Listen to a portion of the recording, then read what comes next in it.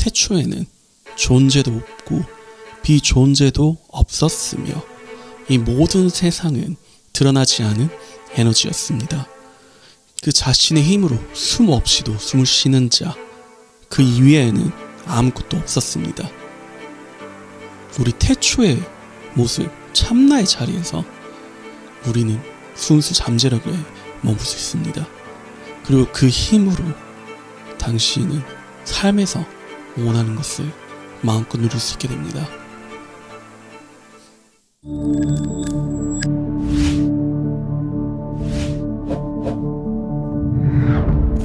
여러분 안녕하세요. 3L입니다. 기존 트랜서핑 시리즈도 영성과 물질을 이어주는 가교 역할을 했다면 이번에도 마찬가지로 영성과 물질에 대한 통합적인 이해를 통해 삶이라는 곳에서, 이곳에서 좀 더 자신을 자유롭게 만들 수 있는 책을 가지고 왔습니다. 디펙 초프라의 성공을 부르는 7가지 영적 법칙이라는 책입니다. 이 책은 우주의 작용에 대한 바른 이해를 기본으로 하여 삶을 풍요롭게 하는 의식에 이르는 단계들을 설명하고 있습니다. 이 법칙들을 충분히 이해하여 자신의 것으로 흡수하면 힘들이지 않고 쉽게 무한한 풍요를 창조하며 노력하는 일마다 성공을 거둘 수 있을 것입니다. 인생에서 성공이란 가치 있는 목표들을 점점 더 실현해 하고 그로 인해서 점점 더 행복해지는 것이라고 말할 수 있습니다. 하지만 기존에는 매우 힘들게 노력을 해야 하거나 때로는 나나 타인을 희생시켜야만 한다고 생각해 왔습니다. 저자는 이제 우리는 성공과 풍요에 대해서 좀 더 영적으로 바라볼 필요가 있다고 합니다. 성공과 풍요란 모든 좋은 것들이 당신에게 흘러 들어오는 풍요로운 흐름입니다. 영적인 법칙을 바르게 이해하고 활용하면 우리는 자연과의 조화를 이루면서 걱정 없이 기쁨과 사랑으로 원하는 것들을 창조하게 됩니다. 물질계에 드러난 모든 것들은 보이지 않는 곳에서부터 나옵니다. 당신이 용, 혼, 육으로 구성되어 있듯이 물질계도 똑같습니다. 생각, 감정, 물질로 드러납니다. 여기서 이 감정을 이 생각에 에너지를 부여하는 과정이라고 보시면 될 것 같아요. 지난 쪽에 정서주의에 빠지는 것이 아니라 그 내 핵심 생각을 지지하는 에너지를 부여하는 과정을 감정 단계로 보시면 될 것 같습니다. 세상에서 말하는 모든 끌어당김 혹은 혈시 창조가 이 토대 위에 있습니다. 이는 현대 물리학에서 말하는 것과도 다 있습니다. 물질의 아주 기본 단위가 관찰자의 영향을 받습니다. 우주의 물리적인 법칙들은 실제로는 신성이 움직이는 혹은 의식이 움직이는 과정입니다. 이런 법칙들을 이해하고 우리의 삶에 적용할 때 우리가 원하는 것은 무엇이든 창조할 수 있습니다. 이 우주가 숲이나 은하계, 별 모든 것을 창조할 때 사용하는 동일한 법칙들이 우리의 가장 깊은 소망에도 똑같이 작용하기 때문입니다. 앞으로 저와 함께 성공을 부르는 7가지 영적 법칙들을 하나 둘씩 살펴보고 이것을 어떻게 우리의 삶에 적용하는지까지 말씀드리려고 합니다. 그래서 오늘 저와 함께 살펴볼 성공을 위한 7가지 영적 법칙 중 첫 번째 법칙은 순수 잠재력의 법칙입니다. 제가 이전에 5분짜리 짧은 명상에서 빅뱅 이전의 자리, 우주 호흡 시작 그 이전의 자리, 그 자리를 느껴보라고 했었습니다. 깊은 명상에서도 이 자리를 느낄 수 있고 당신이 가끔 이 삶이 하나의 꿈처럼 느껴질 때도 이 자리에 머물러 있는 것입니다. 즉 다른 말로 하면 명료하게 깨어 있을 때의 자리가 그 자리입니다. 이를 서양에서는 제로 포인트라고 부르기도 하더군요.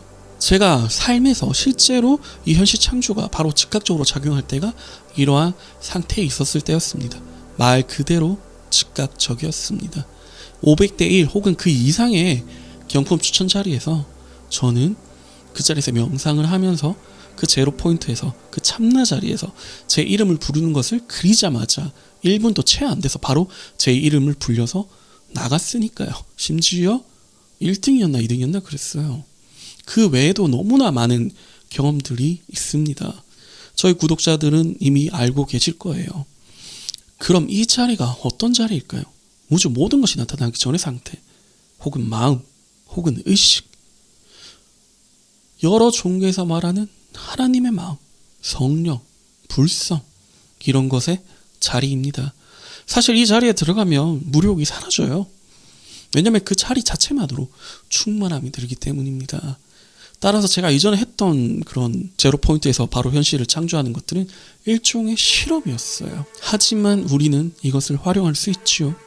그리고 그것을 활용할 때 당신은 이전보다 훨씬 더 자유로워집니다. 왜냐하면 모두가 이 자리에서 나왔어요. 제가 이전에도 말했잖아요. 우주라는 것은 하나의 꿈이고 그 꿈꾸는 자는 여럿이 아니라 하나의 의식이라고. 그리고 이 의식 자체가 모든 것의 원인입니다. 모든 삼라만상이 여기서 나옵니다. 당신이 꿈꾸는 자의 마음에 닿을 때 당신은 꿈꾸는 자의 능력인 꿈을 창조하는 능력을 가질 수 있게 됩니다. 그것이 현실 창조로에서 말하는 거의 정수입니다. 결국 모든 것은 하나의 의식으로 귀결되기에 하나의 법칙이라고도 할 수 있습니다. 삼라만상의 모든 다양한 모습들의 저변에는 하나의 영이 있기 때문입니다. 우리는 이 에너지 장과 분리되어 있지 않습니다. 이 순수 잠재력의 장이 곧 우리의 참나입니다. 따라서 여러분이 참나와 더 접촉하면 할수록 당신은 순수 잠재력의 자리에 더 가까이 가게 됩니다. 이 참나를 경험하는 것은 우리의 내면의 기준점이 외부 대상들이 아니라 다른 사람, 다른 직업, 재산 수준, 우리 자신의 영이라는 뜻입니다. 항상 우리는 외부와 비교하려고 합니다. 그렇죠? 우리는 항상 그 시선을 외부로 돌려서 비교하기 시작하면 항상 만족할 수 없습니다. 그것은 당신이 얼마나 많이 가진 것과 상관이 없어요. 상대 개인이 물질 우주는 항상 당신보다 거대한 무언가를 비교 대상으로 가져다 줄 수 있습니다. 이것은 끝이 없는 비교예요. 이렇게 시선이 외부로 쏠릴 때 우리는 외부 세계를 통제하고 외적인 힘을 가지려는 욕구를 느낍니다. 이런 통제욕은 두려움에서 비롯된 욕구들입니다. 이런 힘은 참나의 힘도 아니고 진정한 우리의 힘도 아니에요. 비교의 자리는 결핍의 자리이며 결핍에서 절대로 풍요가 나올 수 없기 때문이죠. 이렇게 외부 대상을 참조할 때, 비교하기 시작할 때 우리의 내면의 기준점은 우리의 영이 아니라 에고입니다. 하지만 에고는 진정한 당신이 아니에요. 에고는 그냥 하나의 가면에 불과합니다. 게임으로 치면 캐릭터에 불과해요. 진정한 당신은 그 너머에 있습니다. 진정한 당신인 영은, 즉 참나는 이런 것들로부터 완전히 자유롭습니다. 우리가 참나에 있을 때 우리는 진정한 자신을 경험합니다. 그 존재는 어떠한 도전도 두려워하지 않고 모든 사람을 존중하고 어떤 열등감도 없습니다. 비교를 넘어 있기에 참나의 힘은 진정한 힘입니다. 반면에 에고의 자리는 항상 비교의 대상이 있어야만 만족이 됩니다. 그렇게 그것은 영구적일 수 없어요. 당신보다 열등한 무엇이 있어야만 만족이 됩니다. 이는 세계 행복 지수를 볼 때 나라의 부유함과 행복이 전혀 상관이 없다는 사실을 봐도 이해가 됩니다. 이 에고의 자리에서 결코 당신은 행복할 수 없어요. 반면에 참나의 힘은 영속적입니다. 모든 것이 나온 자리가 이 자리이기에 당신이 그것과 가까울수록 이 온 우주가 그렇듯 삼라만상이 그렇듯 당신 또한 꿈의 주인으로서 이 우주의 주인으로서 자신의 주변을 창조해 나가기 시작합니다. 그렇다면 어떻게 하면 이런 참나의 의식 상태, 모든 가능성의 장인 순수 잠재력의 법칙을 일상생활에 활용할 수 있을까요? 그 방법은 침묵, 명상, 분별하지 않음을 날마다 실천하는 것입니다. 그 중에서 침묵을 실천하는 것은 일정 시간 동안 아무것도 하지 않고 그냥 가만히 있는 것을 의미합니다. 이때는 텔레비전, 스마트폰, 심지어 책을 읽는 것까지 그만두어 보세요. 초기에는 그렇게 쉽지 않을 겁니다. 다양한 생각의 소용돌이들이 칠 거예요. 정신없이 둘 거예요. 하지만 이것도 익숙해져야 되는 거예요. 틈틈이 시간을 내어서 침묵을 경험해 보세요. 1시간, 아니 30분이라도 좋습니다. 당신의 마음은 말 그대로 하루에 5만 가지 생각을 합니다. 그 5만 대만 생각을 다 하네라는 말이 그냥 나온 게 아닙니다. 그 연구 논문들을 보면 인간이 실제로 하루에 하는 생각들이 약 5만 개라고 해요. 이 생각들을 파동들이라고 생각해보세요. 이 물을 휘젓는 파동들, 에너지들, 이 생각의 호수들은 당신이라는 마음의 호수가 잠시라도 잔잔하게 만들 수 없습니다. 하루에 5만 가지씩 이렇게 뒤흔드는데요.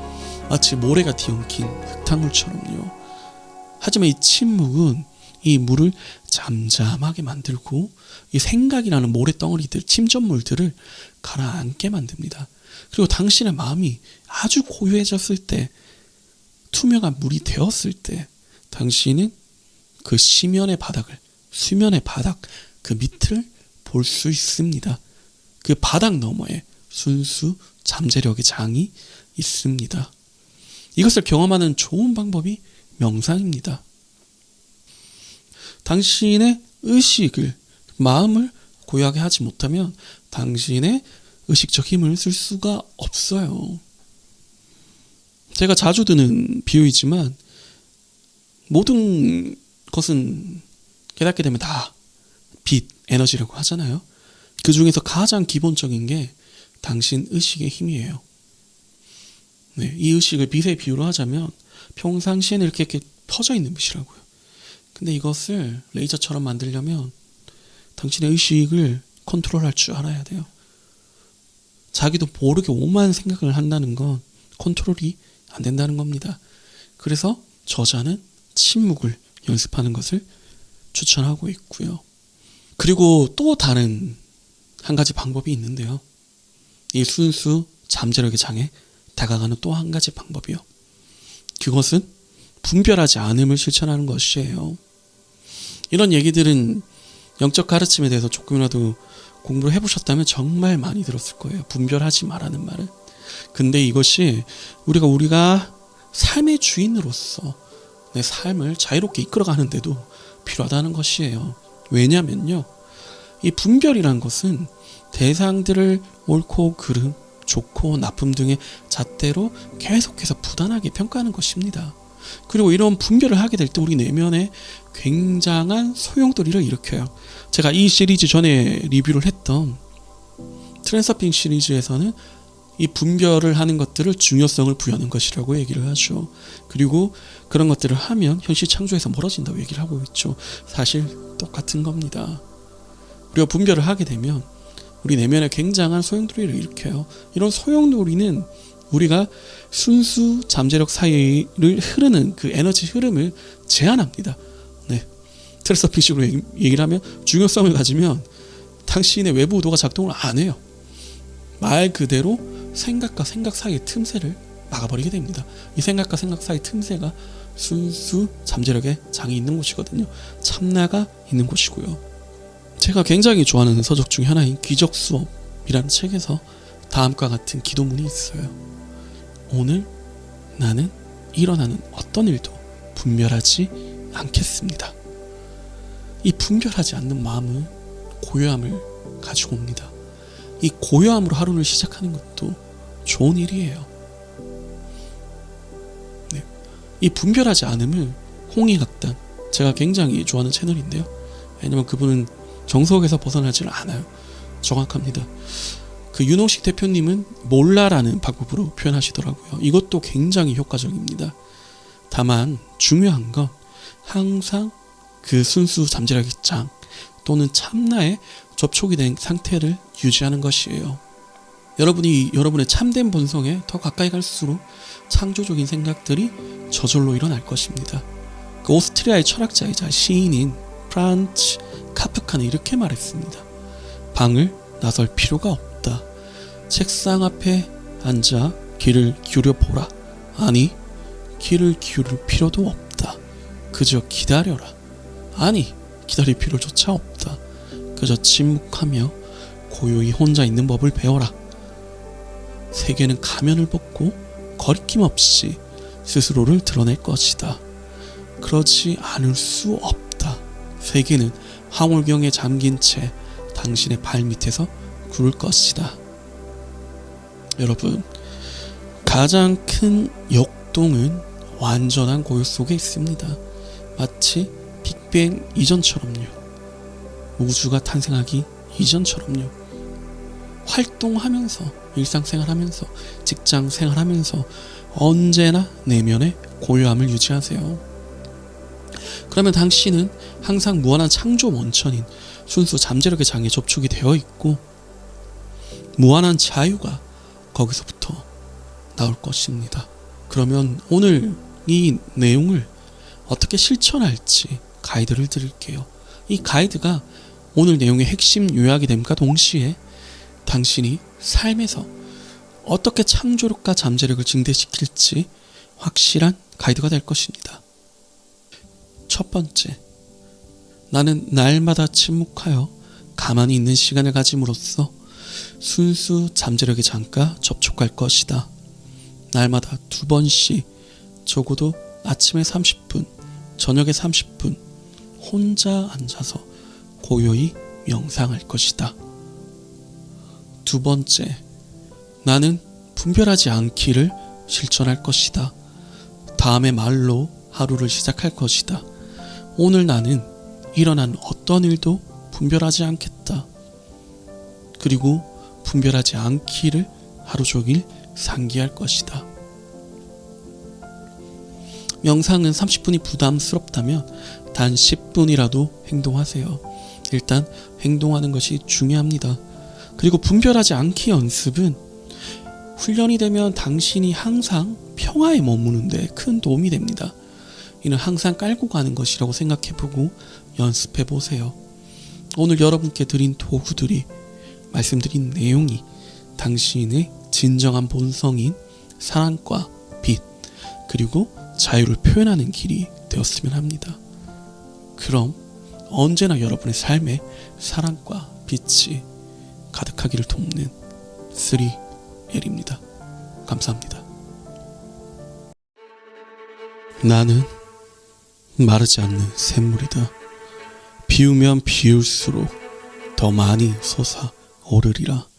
하지만 그 사실을 망각하고 욕심에 눈이 가려 나의 생명 에너지를 가둬두려고 한다면 있는 것마저 썩어 누구도 그 샘물을 통해 생명을 얻지 못하리라.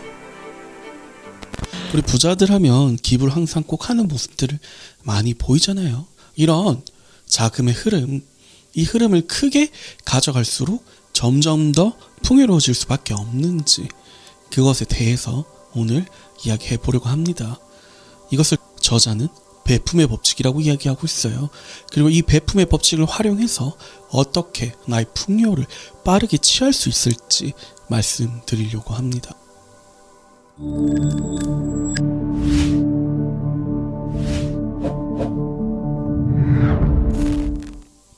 여러분 안녕하세요. 3L입니다. 오늘은 딥백 초프라의 성공을 부르는 7가지 영적 법칙 중 베품의 법칙에 대해서 이야기하려고 합니다. 보통 우리 베푸는 거랑 성공이랑 무슨 관련이 있나 그렇게 생각들 많이 하시잖아요. 우리는 보통 풍요를 얻으려면 절약하고 아껴야 한다고 생각합니다.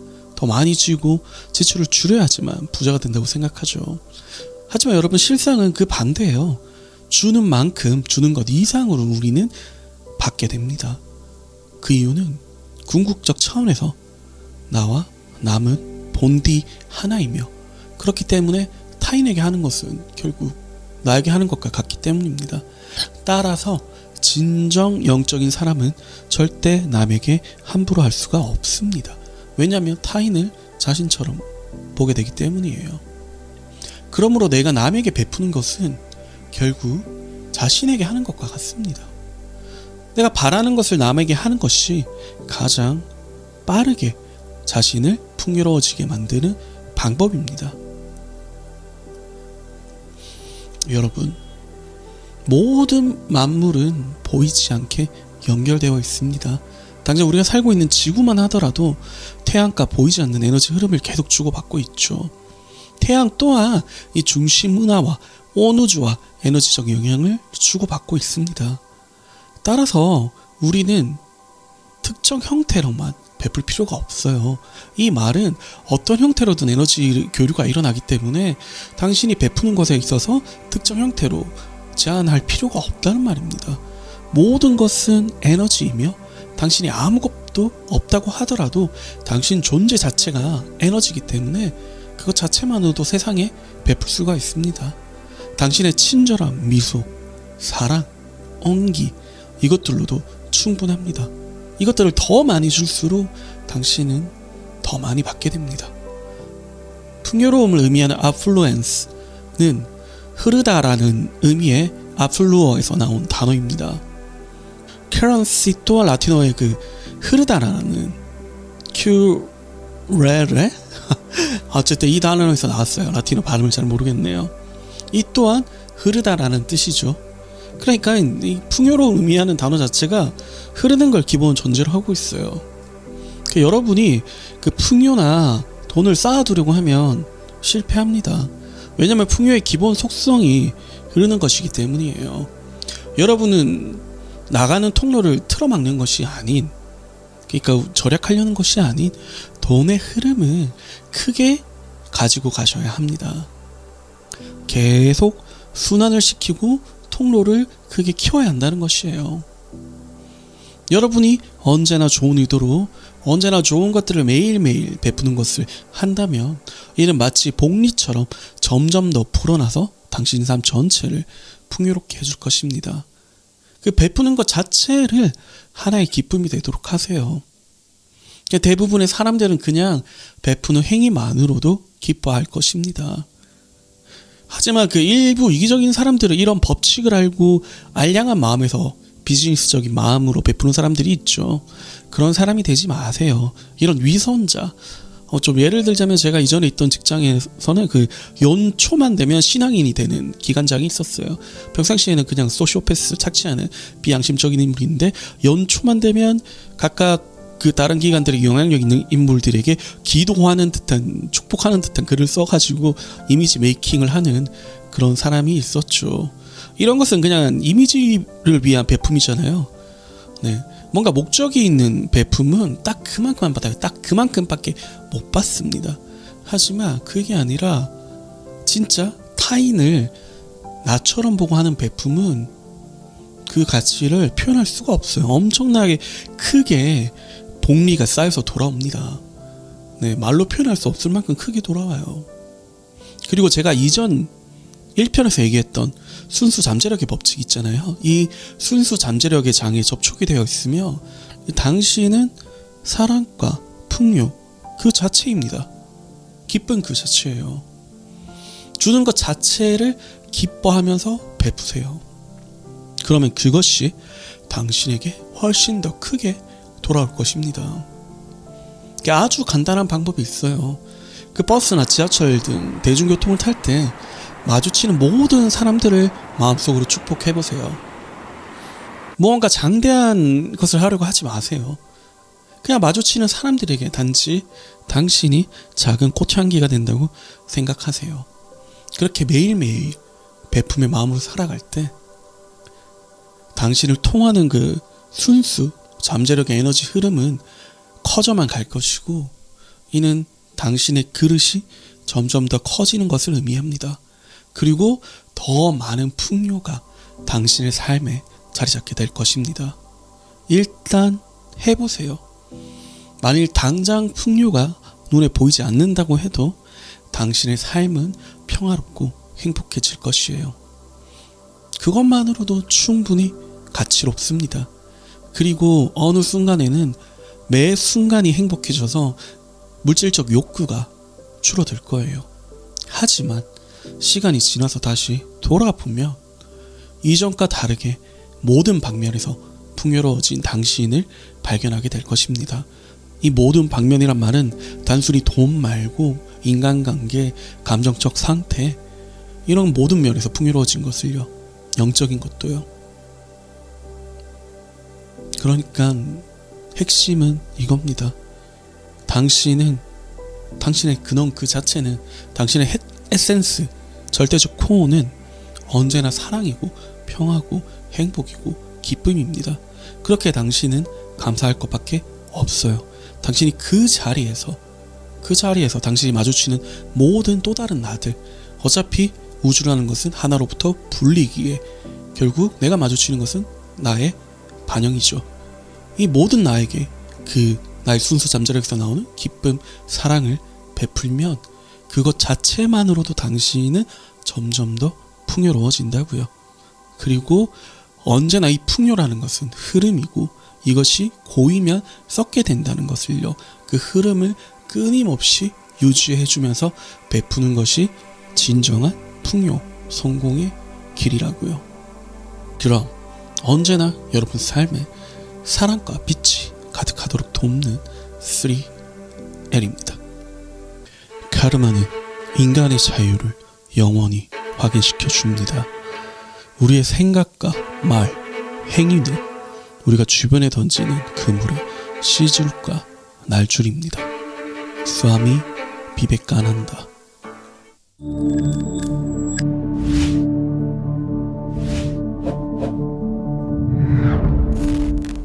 여러분 안녕하세요. 언제나 여러분의 삶에 자유와 사랑이 가득하도록 돕는 3L입니다. 오늘은 딥백 초프라의 성공을 부르는 7가지 영적 법칙 중 카르마의 법칙을 가지고 왔습니다. 사실 카르마라고 하면 이미 다들 잘 아는 단어일 거예요. 그래도 이 책에서 소개하는 7가지 법칙 중 단 하나라도 버릴 것이 없습니다.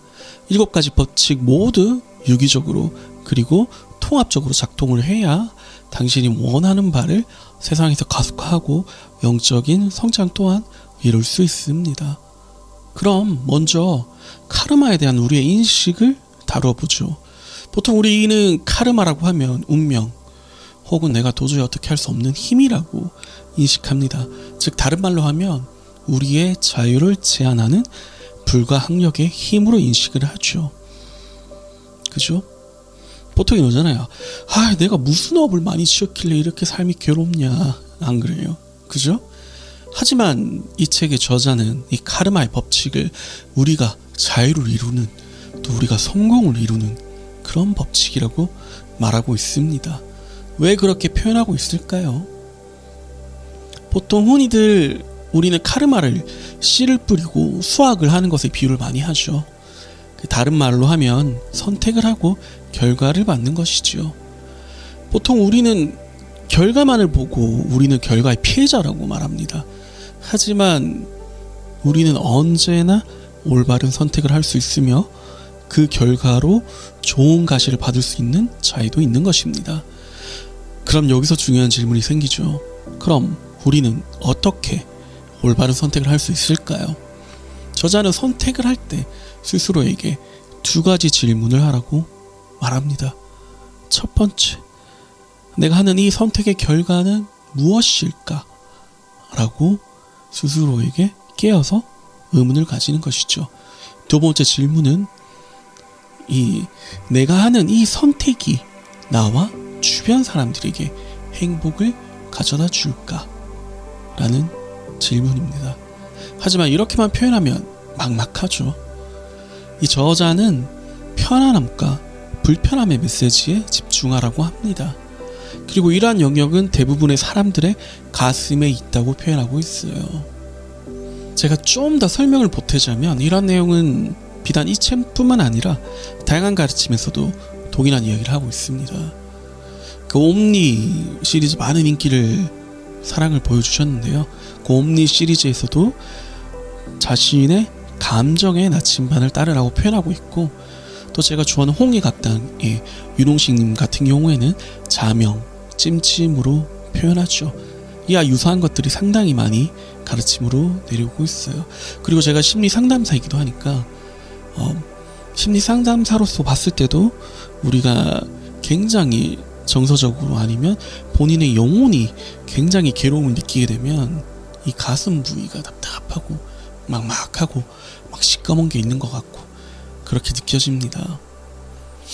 하지만 우리가 주의해야 할 것이 있는데요. 가슴을 따르라고 해서 감성이나 지나치게 감정적으로 되라는 말이 아닙니다. 가슴은 우리의 코어, 즉 영과 닿아 있으며 이 영은 우주 무한의 장에 닿아 있습니다. 그래서 이 가슴 명상 같은 것도 되게 많이 있죠. 우리 인체가 형성될 때 가장 먼저 형성되는 기관도 심장이잖아요. 그 당신 존재 본질과 닿아 있는 게 이 가슴의 영역이에요. 당신 존재 본질은 영이고요. 따라서 우리의 이성으로 알아차리지 못하는 것을 우리의 영은 전체의 관점에서 알아차리고 있습니다. 우리가 알아차리지 못하는 영역에서 이 영은 최적의 경로를 찾아내고 있어요. 그렇다면 과거의 카르마에 대해서는 어떻게 할까요? 우리는 우리에게 다가오는 과거의 카르마에 대해 지금 현재 여기서 선택을 함으로써 또 다른 카르마를 만들어내고 있습니다. 부정적인 카르마에 대해 분노하거나 좌절하는 대신 우리는 스스로에게 이렇게 물을 수가 있습니다. 이 사건이 나에게 말하는 것은 무엇일까? 나는 이것을 통해 무엇을 배울 수 있을까? 등 말입니다. 심리학자이자 심리상담가이기도 한 저는 때로 말도 안 되는 상황들이 펼쳐지면 이렇게 생각하곤 했습니다. 이 경험을 통해서 같은 아픔을 가진 사람들을 더 잘 이해하는데 활용할 수 있겠구나 라고 말이죠. 물론 바로 이렇게 되는 건 아닙니다. 욕도 하고 울기도 하고 그러고 나서 이런 단계로 가는 거죠. 카르마를 또 다룬 후 또 다른 방법은 그 카르마를 초월하는 것이에요. 카르마를 초월한다는 것은 카르마가 작동하는 현상계 너머의 의식 상태로 가는 것이죠. 이것은 생각과 생각 사이의 틈새, 즉 참나, 영을 지속적으로 경험하는 것입니다. 이것을 다들 알다시피 명상도 이러한 방법 중에 하나죠. 그리고 마지막으로 그렇다면 저자는 왜 선택을 고려할 때 다수를 행복하게 하는 선택을 하라고 조언했을까요? 이 책은 성공을 부르는 법칙이라고 얘기하는데 다수를 이롭게 하래요. 다들 성공하면 이기적인 걸로 많이들 생각하잖아요. 왜냐하면 카르마의 법칙상 우리가 뿌리는 것은 우리가 거두기 때문입니다. 그러니까 우리가 세상에 주는 것을 우리가 받는다고요. 당신이 이기심을 주면 이기심을 받아요. 당신이 최대한 많은 사람에게 기쁨과 행복을 준다면 당신은 결국 그것을 수확하게 될 것입니다. 우리가 성공, 돈 원하는 것도 결국 행복하려고 하잖아요.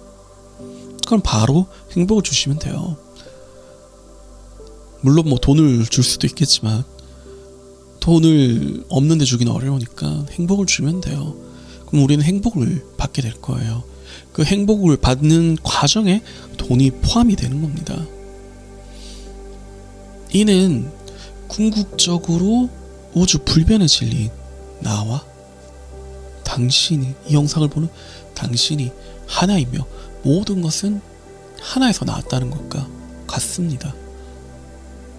타인을 이롭게 하는 자는 결코 자신을 해롭게 할 수 없습니다. 반대로 자신을 진정 이롭게 하는 자는 결코 타인을 해롭게 할 수 없습니다. 그럼 오늘 내용의 핵심을 요약해 볼게요. 카르마의 법칙을 활용하여 내 삶의 풍요와 기쁨, 자유, 행복을 누리고 싶다면 다음과 같은 두 가지 사항을 고려해야 합니다. 첫 번째, 선택을 할 때마다 나는 다음의 두 가지 질문을 할 것이다. 내가 내리는 이 선택의 결과는 무엇일까? 이 선택은 나와 다수를 이롭게 하는가?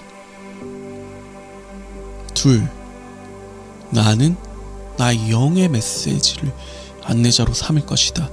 그 선택이 편안하게 느껴진다면 마음껏 뛰어들 것이다. 그 선택이 불편하게 느껴진다면 잠시 멈춘 뒤 내면의 눈으로 행위들의 결과를 통찰할 것이다. 오늘 내용을 활용하여 그리고 기존 앞에서 말씀드렸던 순수 잠재력의 법칙 그리고 두 번째 베품의 법칙도 활용하여 여러분의 삶에서 자유와 풍요를 누릴 수 있는 계기가 되었으면 합니다. 그럼 언제나 여러분의 삶에 사랑과 빛과 자유가 함께하도록 돕는 3L입니다. 감사합니다. 자연의 지성은 힘들이지 않으며 쉽게 일합니다. 근심 없이 조화와 사랑으로 일합니다. 조화와 기쁨, 사랑의 힘을 이용할 때 우리는 힘들이지 않고 쉽게 성공과 행운을 창조합니다. 온전한 존재는 가지도 않고 알고 보지 않고도 보며 행함이 없이 이룹니다. 요자.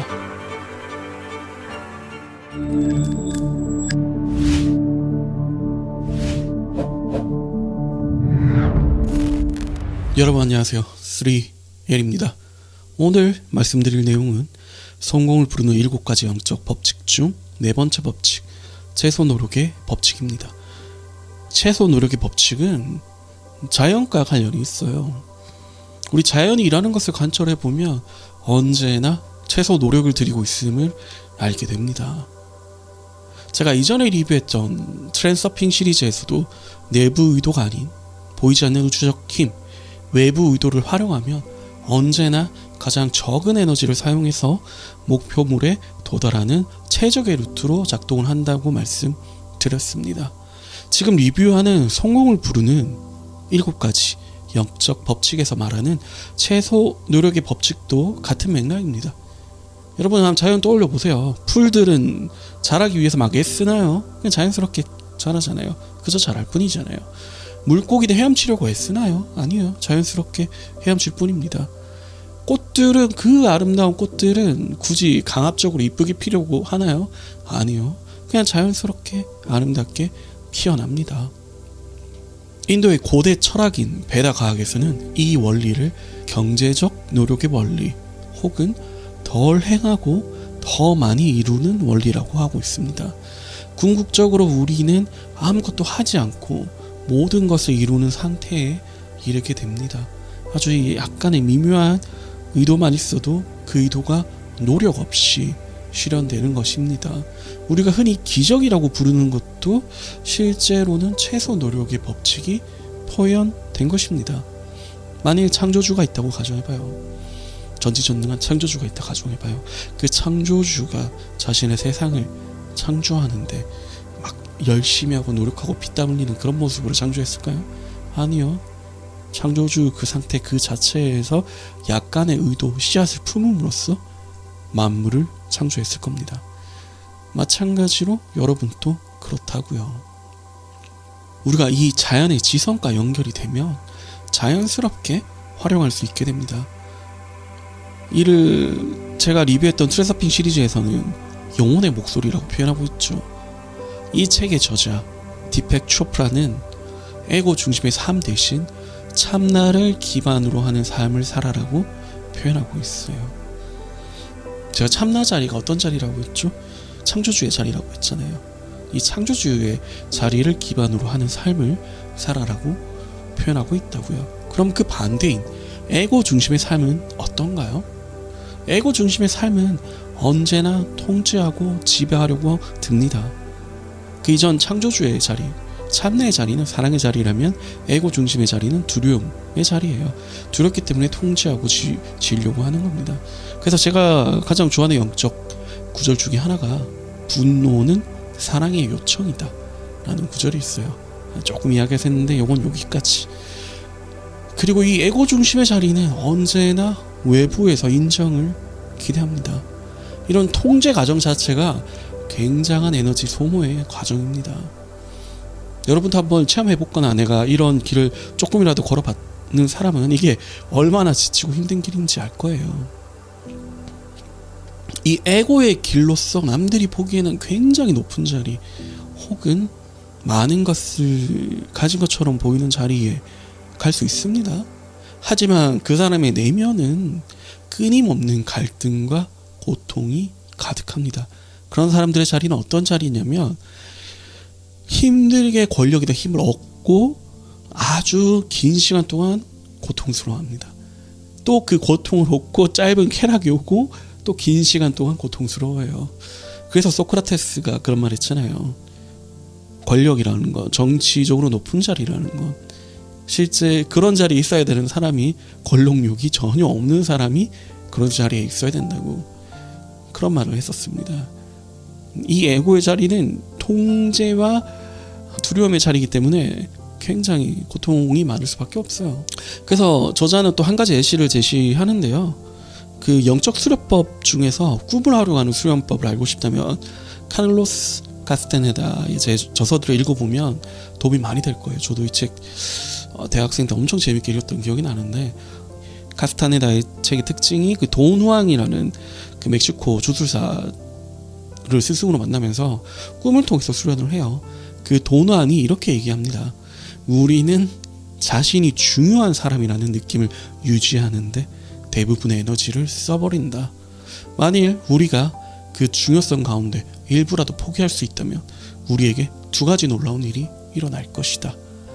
하나는 자신이 대단한 사람이라는 환상적인 생각을 유지하느라 그 애쓰는 에너지를 해방시키게 될 것이고, 둘째로 그 해방된 에너지 때문에 우주의 실제 위대함을 일견할 수 있을 만큼 충분한 에너지를 얻게 될 것이다. 이렇게 말하고 있어요. 멕시코의 주술사도 중요성 버리기를 강조하고 있네요. 그 트랜서핑 시리즈도 중요성 줄이기를 강조했고요. 다 일맥상통하죠. 그 둘이 뭐 연대라도 했을까요? 아니요. 영적 원리는 다 하나로 다 있기 때문이에요. 그 해당 내용은 상단 링크 참조해서 영상들 한번 보시면 좋을 것 같고요. 그래서 결국 네 번째 법칙인 최소 노력의 법칙은 낭비되는 에너지를 줄이고 최대 효율로 작동하는 원리입니다. 이 법칙에는 세 가지 요소가 있어요. 이 요소들을 활용하면 누구나 빠르고 최소 노력의 법칙을 접근하고 활용할 수 있게 돼요. 자, 첫 번째 요소는 받아들임입니다. 자, 받아들임이라는 건 오늘 나에게 주어지는 사람과 상황, 환경, 그 모든 일들을 있는 그대로 받아들일 거라고 다짐하는 것이에요. 우리는 받아들임을 통해서 지금 이 순간이 있는 그대로 그래야 한다는 것을 알게 됩니다. 이 순간 모든 것이 있는 그대로 존재한다는 것을 알게 되는 거예요. 온 우주들은 항상 언제나 지금 그래야 하는 대로 존재하기 때문입니다. 우주가 존재하는 데는 이유가 없어요. 그냥 있는 그대로 존재하는 것이에요. 그 자체를 수용하는 것이에요. 내 주변에 펼쳐지는 그 어떤 일들이 뭐 괴롭건 뭐 괴상하건 통제가 안 되건 그렇게 보여도 그 상황 그 자체는 그냥 있는 그대로 존재하기 때문에 존재하는 것이라고요. 이 내용은 제가 여러 시리즈들에서 공통적으로 나오는 내용인데, 있는 그대로 존재할 수밖에 없기 때문에 존재하는 것이라고요. 우리가 바꿀 수 있는 건 그 상황을 바로 통제하기보다는 그 상황에 대한 인식을 바꿈으로써 앞으로 펼쳐질 미래 또한 바꿀 수 있게 되는 겁니다. 지금 이 순간에, 다른 말로 하자면 지금 이 순간을 거부하는 것은 온 우주를 거부하는 것과 같아요. 우리는 지금 이 순간에, 이 순간 그 자체를 온전히 받아들일 수 있습니다. 우리는 어떤 것이든 그것이 지금 어떠해야 한다고 생각하기보다는 아니면 우리가 바라는 대로 돼야 된다고 생각하기보다는 그냥 지금 있는 그대로 받아들입니다. 이 점을 이해하는 것이 중요해요. 우리는 어떤 것이 미래에는 다르기를 바랄 수 있지만 지금 이 순간에는 그것이 있는 그대로 받아들여야 합니다. 어떠한 사람이나 상황 때문에 좌절하거나 화가 날 때는 자신이 그 사람이나 상황에 반응하고 있는 것이 아니라 그 사람이나 상황에 대한 자신의 감정에 반응하고 있다는 것을 기억하길 바랍니다. 그 판단에 근거하고 있다고요. 그리고 이 판단은 현재 없어요. 예를 들어서 내가 굉장히 어떤 사람 때문에 불쾌하잖아요. 그거는 현재 있는 근거로 판단하는 게 아니라 과거 경험이나 부모로부터의 상처, 이런 것들로부터 이어진다고요. 이것도 심리학 상담이랑 또 다 있는 부분이에요. 자신의 감정들은 다른 사람의 잘못이 아닙니다. 이 점을 완전히 이해하면 자신의 감정에 스스로 책임지고 변화시킬 수 있게 됩니다. 즉 모든 것을 있는 그대로 받아들일 때, 자신의 문제로 여길 때 모든 사건과 상황에 책임을 질 수 있습니다. 그러면 자연히 최소 노력의 법칙도 두 번째 요소, 책임으로 나아갑니다. 여기서 책임이라는 것이 무엇을 의미할까요? 이를 다른 말로 하면 자신을 포함하여 어느 누구도 어떤 무엇도 비난하지 않는다는 뜻입니다. 지금 이 상황이나 이 사건, 이 문제를 받아들이고 스스로 책임질 때 우리는 지금 있는 그대로의 상황에 대해 창조적으로 반응할 수 있게 됩니다. 모든 문제는 기회의 씨앗을 품고 있으며, 그렇다는 것을 알아차리면 우리는 이 순간을 더 나은 상황이나 더 나은 것으로 변화시킬 수 있습니다. 제가 예전에 라이브 할 때 있잖아요. 그때 우리가 부정적인 정서, 경험들, 기억도 어떻게 다루냐는 질문에 제가 이렇게 말했잖아요. 나와 완전히 하나가 되어 있는 것, 그것을 우리가 버릴 수 있을까요? 이렇게 얘기했었어요. 우리가 뭔가 객관적으로 볼 수 있다는 건 나와 관찰 대상이 떨어져 있다는 거예요. 그러니까 예를 들어서 이게 고통이에요. 끔찍한 고통. 이게 내 안에서 나랑 하나가 되어 있는데 이걸 내가 통제할 수 있을까요? 아니요. 그러기 위해서는 우리는 이것을 가슴에서 떼내서 바라볼 수 있어야 돼요. 내 손에 완전히 쥐고 내 책임으로 볼 수 있어야 돼요. 내 것인 걸 확실히 확인하고 그때서야 우리는 이걸 내려놓을 수 있게 됩니다. 우리가 이렇게 될 때 이제까지 우리를 괴롭히던 상황들을 새롭고 아름다운 어떤 것을 창조하기 위한 기회로 활용할 수 있어요. 우리를 괴롭히는 것들이나 사람들은 그때서야 변환되죠. 우리의 스승이 됩니다. 여러분의 현실은 여러분이 어떻게 받아들이느냐에 따라서 달라져요. 그래서 만일 우리가 이 현실을 완전히 나의 책임으로 보고 완전히 수용하게 된다면 우리는 주변에 많은 스승을 두게 될 것이며 좋은 기회들을 훨씬 많이 가지게 될 것입니다. 이게 굉장히 영적인 얘기처럼 들리잖아요. 근데 그 심리 치료 파트 중에 수용 전념 치료라고 있어요. ACT라고. 수용 전념 치료도 사실 그 뿌리가 불교랑 많이 닿아 있는데 심리 치료 기법 중에 하나예요. 이것과 비슷한 얘기를 하고 있어요. 여러분, 영성과, 심리 상담과, 과학과, 성공과, 자유로움은 다 하나예요. 다 하나. 제가 그래서 이 영성이라는 환타지 많이 낀 것을 여러분들에게 최선으로 쉽고 현실에 적용할 수 있도록 제가 설명을 드리려고 매번 노력하고 있습니다. 때로는 신과 나눈 이야기나 기적 수업과 같은 좀 고상한 얘기도 한다면 성공이라는 단어를 써서 영적 법칙을 표현하기도 하고요. 그래서 이야기를 계속 이어나가자면 당신을 힘들게 하는 사람, 괴롭히는 사람 또는 적을 만날 때마다 여러분은 이렇게 생각하시면 돼요. 지금 이 순간은 그래야 하는 대로 그대로다. 이것 또한 내가 어쩔 수 없이 경험할 수밖에 없었던 것이다 라는 것을 상기하기 바랍니다. 지금 이 순간은 자신의 삶에 어떤 관계를 끌어들였던 간에 그 관계들은 정확히 지금 이 순간에 우리의 삶에 필요한 것들이에요. 모든 사건의 이면에는 숨겨진 의미가 있고 이 숨겨진 의미는 우리가 더욱 성장하도록 돕고 있습니다. 최소 노력의 법칙의 마지막 세 번째 요소는 방어하지 않음이에요. 이는 사람들에게 우리의 관점을 설득시키거나 납득시킬 필요를 느끼지 못함을 의미합니다. 이거 사람들 굉장히 많이 애를 쓰는 부분이죠.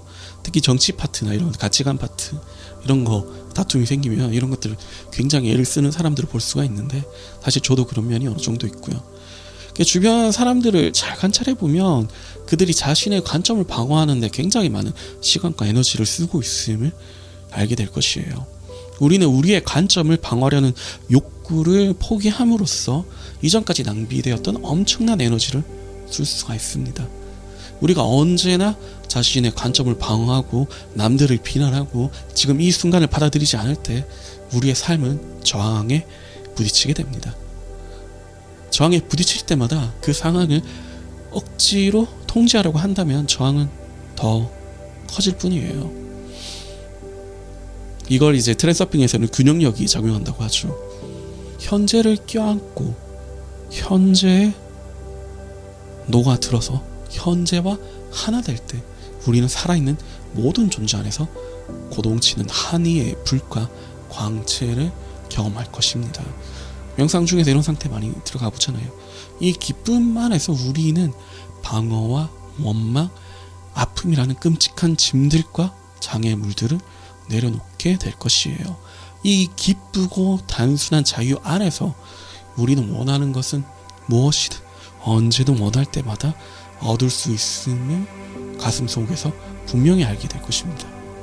우리의 소망은 걱정이나 두려움이 아닌 행복에서 나오기 때문이에요. 그저 자신의 의도를 자신에게 이야기하면 됩니다. 그러면 삶의 모든 순간에 충족감, 즐거움, 기쁨, 자유를 경험하게 될 것이에요. 여러분도 이런 무저항의 길을 따르겠다고 다짐해 보세요. 이 길은 자연의 지성이 마찰이나 노력 없이 자연스럽게 펼쳐지는 것과 같은 길입니다. 받아들임과 책임, 방어하지 않음이 잘 결합될 때 우리는 애쓰지 않고도 편안하게 흐르는 삶을 경험하게 될 것입니다. 하나의 관점만 완고하게 고집하지 않고 모든 관점에 마음이 열려 있을 때 우리의 꿈들과 소망들은 자연의 소망들과 함께 흐를 것입니다. 그러면 우리는 의도들을 집착 없이 놓아줄 수 있으며 우리의 소망들이 꽃피어나 실현되는 계절이 오기를 그저 기다릴 수 있습니다. 알맞은 계절이 오면 소망들이 실현될 것임을 확신하게 됩니다. 이것이 최소 노력의 법칙입니다. 그럼 오늘 내용을 요약하고 어떻게 삶에서 적용할지 말씀드리며 마무리하겠습니다. 다음에서 전해드리는 3가지 내용을 충분히 내면화하여 당신의 삶 전체가 가벼워지고 원하는 바를 이루는 탄탄대로로 나아가시기를 바랍니다. 그럼 다음 문장을 마음 깊이 음미해 보세요. 첫 번째로 나는 받아들임을 실천할 것이다. 오늘 나는 나에게 주어지는 사람들과 상황들, 환경들, 사건들을 받아들일 것이다. 나는 지금 이 순간이 있는 그대로여야 한다는 것을 알 것이다. 온 우주가 있는 그대로여야 하기 때문이다. 나는 지금 이 순간을 거부함으로써 온 우주를 거부하지 않을 것이다. 나의 받아들임은 온전하고 완전하다. 나는 모든 것을 내가 바라는 대로가 아니라 지금 이 순간을 있는 그대로 받아들인다. 두 번째, 나는 모든 것을 있는 그대로 받아들이면서 내가 문제로 여기는 모든 사건들과 상황에 책임을 질 것이다. 책임을 진다는 것은 나의 상황에 대해서 어느 누구나 어떤 무엇도 비난하지 않는다는 뜻임을 나는 안다. 또한 모든 문제는 위장된 기회이며 깨어있는 마음으로 기회들을 알아차리면 지금 이 순간을 받아들여 더 큰 혜택으로 변화시킬 수 있음을 안다.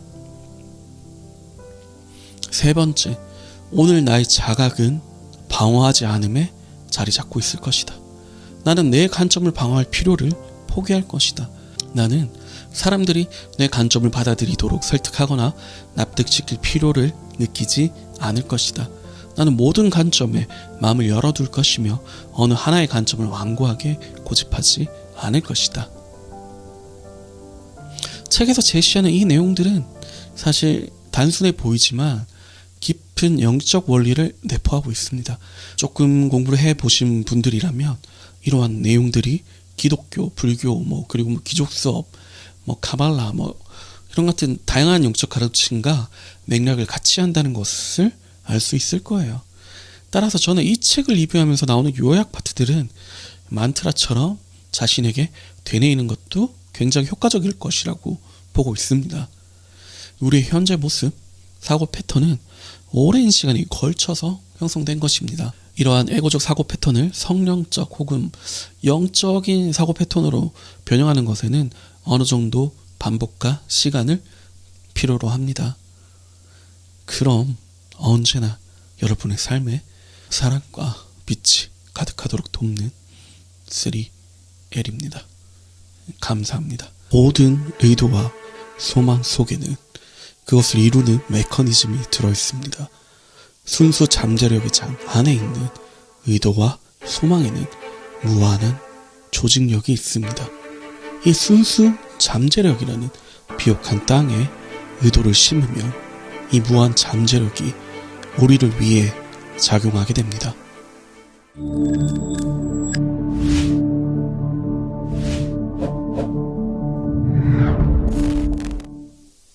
여러분 안녕하세요. 언제나 여러분의 삶에 사랑과 빛이 가득하도록 돕는 3L입니다. 오랜만에 디펙 초프라의 성공을 부르는 7가지 영적 법칙 시리즈를 가지고 왔습니다. 오늘 소개드릴 내용은 그 법칙 중 5번째 법칙, 의도와 소망의 법칙입니다. 이렇게 말하면 좀 막연하잖아요. 그래서 제가 좀 예를 들어볼게요. 흔히들 우리 그 말을 한 번쯤 들어봤을 거예요. 모든 의주가 너를 돕는다. 그죠? 이런 말 많이 들어봤을 거야. 그럼 이제 보통 반응이 이렇지. 야, 그 뭔 개소리냐? 이런 사람도 있을 거고. 사실 여부를 떠나서 뭔가 뭉클한데, 왠지 모르지만 끌려. 뭐 이러는 사람도 있을 거고. 그죠? 사실, 정답이 따로 있진 않아요. 다 맞는 말입니다. 하지만, 이 온 우주가 당신을 위해 일하게 하려면 중요한 전제가 필요합니다. 그것을 여러분께 오늘 이해를 시켜볼게요. 그것을 이해해야지만 순수, 의도, 소망의 법칙을 활용할 수 있기 때문이죠. 일단 이것을 하기 위해서는 우선 이 세상에 대한 기본적인 인식부터 좀 다뤄봐야 됩니다. 자, 지금 아마 여러분은 태블릿이나 스마트폰을 보고 있을 거고, 그죠? 그것이 딱딱하고 나와 분리되어 있는 것처럼 보일 거예요. 지금 만져갖고 이렇게 잡고 보고 있을 거 아니에요. 제 영상 보면서. 하지만 우리 물질의 기본 단위로 들어가면 그 물질의 대부분이 빈 공간이며 그 기본 구조들 간의 에너지 작용이 그것을 딱딱하게 느껴지도록, 그리고 외부에 있는 무언가처럼 느껴지도록 만들 뿐입니다. 사실 제 몸이랑 이 외부에 경계라는 것은 없고 어차피 빈 공간이 99%거든요. 다 에너지일 뿐이에요. 네. 양자역학으로 들어가면 그 전자기력이 이 물질을 딱딱하게 보이게 만들고 있을 뿐이야. 외부랑 분리되게 있도록. 이 에너지를 다른 말로 하면 정보죠. 그 현대적으로 보면 사실 사례들도 많이 있는데, 그 뇌경색이나 뇌출혈 같은 걸로 이제 자뇌가 마비된 사람들이 이런 경험을 자주 하곤 합니다. 이거 유튜브 뒤져보시면 자료 많이 나와요. 그들은 보통 이런 얘기를 해요. 그렇게 됐다가 회복된 사람의 경우겠죠. 나와 대상의 경계가 사라졌다. 나는 우주와 하나였다. 자, 이런 경험을 하였다고 말하죠. 자, 궁금하신 분들은 유튜브 자료 한번 검색해보시면 많이 있습니다. 그리고 영화 매트릭스를 좀 비유를 해보면, 그 영화 매트릭스 장면 보면 코딩들이 이렇게 쫙 초록색으로 내려오잖아요. 지금 우리 세계도 사실은 그런 건 아니지만 비유를 하자면 비슷하다고요. 이 세계 자체가 정보로 이루어진, 에너지로 이루어진 필드라고요. 그것을 에너지라고 표현하든 빛이라고 표현하든 똑같아요. 그 영화 매트릭스 보면 그 세상의 실체를 코드값들로 보여주잖아요. 하지만 일반적으로 우리는 그 코드값에 접근할 권한이 없죠. 그 데이터들을 수정을 못합니다. 그러니까 우리는 그 프로그램화 된 것에 종속적으로 따르면서 살 수밖에 없어요. 그렇다면 어떻게 우리는 모든 것의 원천인 순수 에너지장, 이 책의 저자 표현으로 하면 순수 잠재력의 장, 혹은 제가 이전에 리뷰했던 트랜서핑 시리즈에서 말하는 가능태 공간에 접촉하고 그것을 활성화시킬 수 있을까요? 자, 이제 중요합니다. 그것에 대해 말씀드릴게요. 자, 인간은 기본적으로 자유의지라는 게 있으며, 이 자유의지라는 것 자체가 신의 속성입니다. 실제로 물리학에서 그 관찰자 인식이 가장 물질의 기본 단위에 영향을 미친다는 연구 결과들이 아주 오래전에 나왔어요. 꽤 오래된 얘기입니다. 당신이 특정 의도를 가지고 바라보면 물질의 기본 단위에도 영향을 미친다는 거예요. 이런 원리가 그 김상훈님의 왓칭 같은 시리즈의 기본 전제입니다. 근데 이게 말만 들으면 그럴듯하잖아. 우와, 물리학에서도 그렇다고 말하네? 이야, 역시 나는 내가 바라보고 내가 꿈꾸고 생각하는 대로 하면 되네? 이렇게 생각할 수 있어요. 하지만 그냥 이렇게 우리의 인식만 가지고 바라보기만 해서는 그 힘이 아주 미약합니다. 일반적으로 우리에게는 그 우주의 기본 진료를 컨트롤할 권한이 부여되지가 않아요. 누구한테 부여되느냐? 오직 그것과 하나 된 자에게 모든 것이 주어집니다. 당신은 우주 프로그램에서 종속되어서 현실을 창조하는 것이 아닌 그 프로그램의 기본값들에 접근하여 그 데이터들을 원하는 대로 활용하여야 합니다. 인간은 기본적으로 창조주의 속성을 따라서 만들어졌고 당연히 그럴 능력이 있습니다. 앞에서도 말했듯이 이 우주의 모든 것이 에너지의 상호작용이며 당신의 진정한 실체는 형상 너머에 있다는 것입니다. 영화 매트릭스 엄청 유명한 영화죠. 영화가 굉장히 철학적이고 내용도 일깨움을 주는 내용이 많으니까 꼭 보시고 그 영화 장면 중에 그 주인공인 니오는 오라클을 찾아가죠. 네, 오라클을 찾아가서 거기 오라클 내 그 밑에서 수련하고 있는 아이들을 만나게 되는데 그 애가 이렇게 숟가락을 희게 하는 거야. 이렇게 여기 숟가락 희요 이렇게 철인데 네오는 물어보죠. 이거 어떻게 하는 거냐고. 이렇게 의문스러운 표정으로 봤나? 아마 그럴 거예요. 그러니까 아이는 그렇게 말하죠. There is no spoon. 거기에는 스푼이 없어요. 숟가락이 없어요. 이렇게 말합니다. 네. 제가 아까 뭐라 했죠? 세상을 바라보는 인식에서 나와 타인과의 분리가 환상이라고. 다 어떻게 보면 빈 공간이고 실체는 뭐냐? 에너지라고. 에너지. 다른 말로 하면 정보라고. 그러니까 마찬가지로 숟가락도 없는 거죠. 어떻게 보면. 왜? 나머지 거의 모든 것이 빈 공간이고 에너지밖에 없으니까, 정보밖에 없으니까. 그죠? 제가 이러한 내용을 계속 이야기 드리는 이유는 당신 또한 이 감각을 활용하셔야 된다는 거예요. 이 감각을요, 이 느낌을요. 당신 눈앞에 있는 그 대상을 넘어서 느껴야 하고 초월해서 봐야 돼요. 제가 멤버십 여러분들을 드리머라고 부르잖아요. 이 우주라는 것 자체가 지금 여기 있는 나라고 부르는 한 개체가 꿈이기 때문입니다. 그리고 우리가 꿈꾸는 자라는 것을 인식할 때 우리는 깨어있음의 자리를 자각할 수 있게 됩니다. 깨어있다는 건 꿈꾸고 있는 상태가 전제된다는 거예요. 그렇죠? 빛이 있다는 건 어둠이 있다는 거야. 마찬가지로 깨어있다는 건 우리가 평상시에는 잠자고 있다는 거예요. 다 그런 건 아니겠지만 대부분. 그래서 제가 항상 드리머라고 하는 거예요. 우주 자체가 꿈이니까. 그래서 거기서 깨어나시라고 그렇게 말씀드린 겁니다. 그리고 그 깨어있음에서 이 물질계라는 우주라는 거대한 꿈에서 깨어있음 자리에 들어갈 때, 그때 우리는 순수 잠재력의 장에 접촉을 하게 됩니다. 바로 여기에 의도를 심는 것이에요. 이 자리에서 심는 의도는 반드시 작동하게 됩니다. 단지 시간이라는 환상이 존재할 뿐이지만 반드시 당신에게 실현이 됩니다. 씨앗 안에 나무가 담겨있는 것처럼 말이에요. 당신은 당신의 의도라는 씨앗을 심었고 그것은 반드시 실현됩니다. 다만 그 과정이라는 시간이 작용할 뿐입니다. 그 과정 동안 필요한 모든 것은 당신에게 자연스럽게 다가올 겁니다. 다만 당신이 그 과정에 참여하기 멈추고 에너지를 부여하는 것을 거부하지 않는 한 그것은 반드시 실현됩니다. 저는 여러분께 마법 같은 이야기를 하는 게 아닙니다.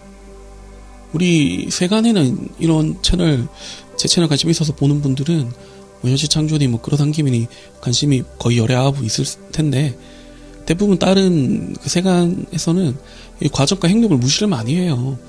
그런 마인드는 차라리 로또를 사는 게 낫습니다. 네. 그냥 단순히 남들보다 편하게 얻고 싶은 거잖아요. 그건 도둑놈 심보죠. 물질계에서 이게 현실화되는 거, 물화는 기본적으로 에너지 부여가 기본 전제예요. 이게 가장 흔한 게 말과 행동과 표현입니다. 네. 행동함으로써 에너지 부여하는 거예요.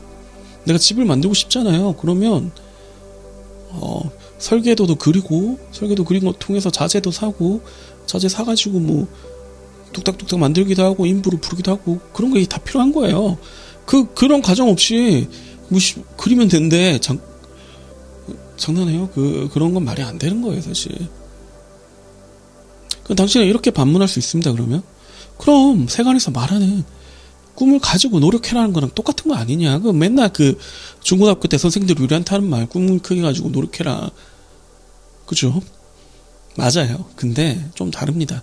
좀 많이 다르죠. 본질적으로 다릅니다.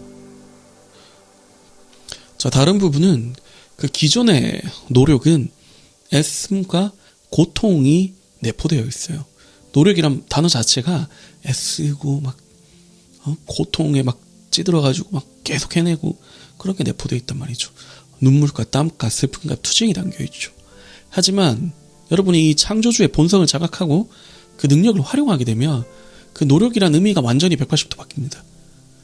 당신은 마치 아주 재미있고 감명 깊은 영화를 보듯이 당신의 가정을 보게 돼요. 당신이 심어놓은 그 의도의 과정이 실현되는 것을 보게 돼요. 애씀과 투쟁이 아니라 자연스러움과 기쁨의 과정으로 그것을 하게 됩니다. 이전의 과정이 생존의 과정이었다면 후자는 자기 실현의 과정이죠. 자, 여기서 한 단계 더 나아가며 조금 더 이제 영적으로 좀 더 넘어가 볼게요. 창조주의 마음과 완전히 일치시켜서 기적을 만들어낼 수도 있습니다. 흔히 말하는 성경에서 나오는 예수님의 기적들 이런 것들 있잖아요. 치유의 기적이나 이런 것들 있잖아요. 바로바로 무화시킨다던가 할 수도 있어요. 근데 이는 일반적으로 접근하기 힘든 관점이에요. 이러한 관점은 제가 올려드리는 다른 시리즈인 다스칼로스 시리즈에서 볼 수 있습니다. 다스칼로스 할아버지는 자신의 모든 행위를 하나님이 역사하는 과정으로 보고 자신을 온전히 내어줍니다. 자기 욕심 하나도 없이 내어준다고요. 결코 자기의 이기적 욕망을 위해서 쓰지 않아요. 이러한 내려놓음이 있을 때 가능한 것이 이런 바로바로 즉각 창조하는 것이지, 보통 현실 창조 끌어당김 이런 거 좋아하는 사람들은 욕심이 가득한 사람들이라고. 나 편하게 얻고 싶다는 거잖아. 내 지금 간절하다는 거잖아. 그냥 간절하면 너무 마음이 아프지만 가끔 이제 간절한데 좀 편한 방법을 찾는 거잖아요. 편한 걸 찾는 것 자체가 욕심이잖아요. 나 에고를 위한 욕심이지 내가 온 인류를 위해서 절대 다수를 위해서 하는 그런 욕심이 아니잖아. 그런 욕심이 있을 때 보통 이제 하나님과 연결이 잘 안 일어난다고. 그죠? 하면 안 되지. 택도 없지. 그래서 이 부분에 대해서 좀 더 얘기를 해보자면, 저는 이전 유튜브 썸네일 중 이런 것 좀 봤어요. 로또를 끌어당긴 방법 이런 거 보고 어이가 없어가지고, 절대로 여러분 그런 식으로 작동하지 않아요. 만약 그런 말도 안 되는 것이 로또를 막 끌어당기는 것이 작동하는 게 보편적이라면 로또 당첨자가 얼마나 많겠어요. 그쵸? 그럼 로또 1등이 엄청나게 많이 당첨됐다 쳐봐. 로또 사는 사람들 막 100만 명 있다 치자. 100만 명 중에 한 70만 명, 60만 명은 그냥 예를 드는 거예요. 그 중에 60%를 로또 당첨되는 상상을 할 거 아니야. 끌어당김 없지 상상하는 대로 되는 게 끌어당김이라며. 그럼 60만 명이 당첨된다 쳐봐. 그게 그러면 당첨금이 의미가 있겠어요? 의미가 없지. 10,000원대로 떨어지지 당첨금이. 그쵸?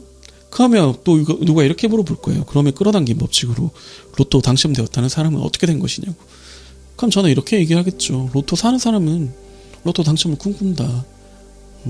그리고 로또 당첨을 꿈꾸는 사람은 내가 로또 당첨되는 생각을 반드시 한 번 이상은 한다. 그리고 당첨되고 나서 그 생각 때문에, 내가 로또 당첨되는 상상을 한 그 생각 때문에 당첨되었다고 표현하면 그건 사기다.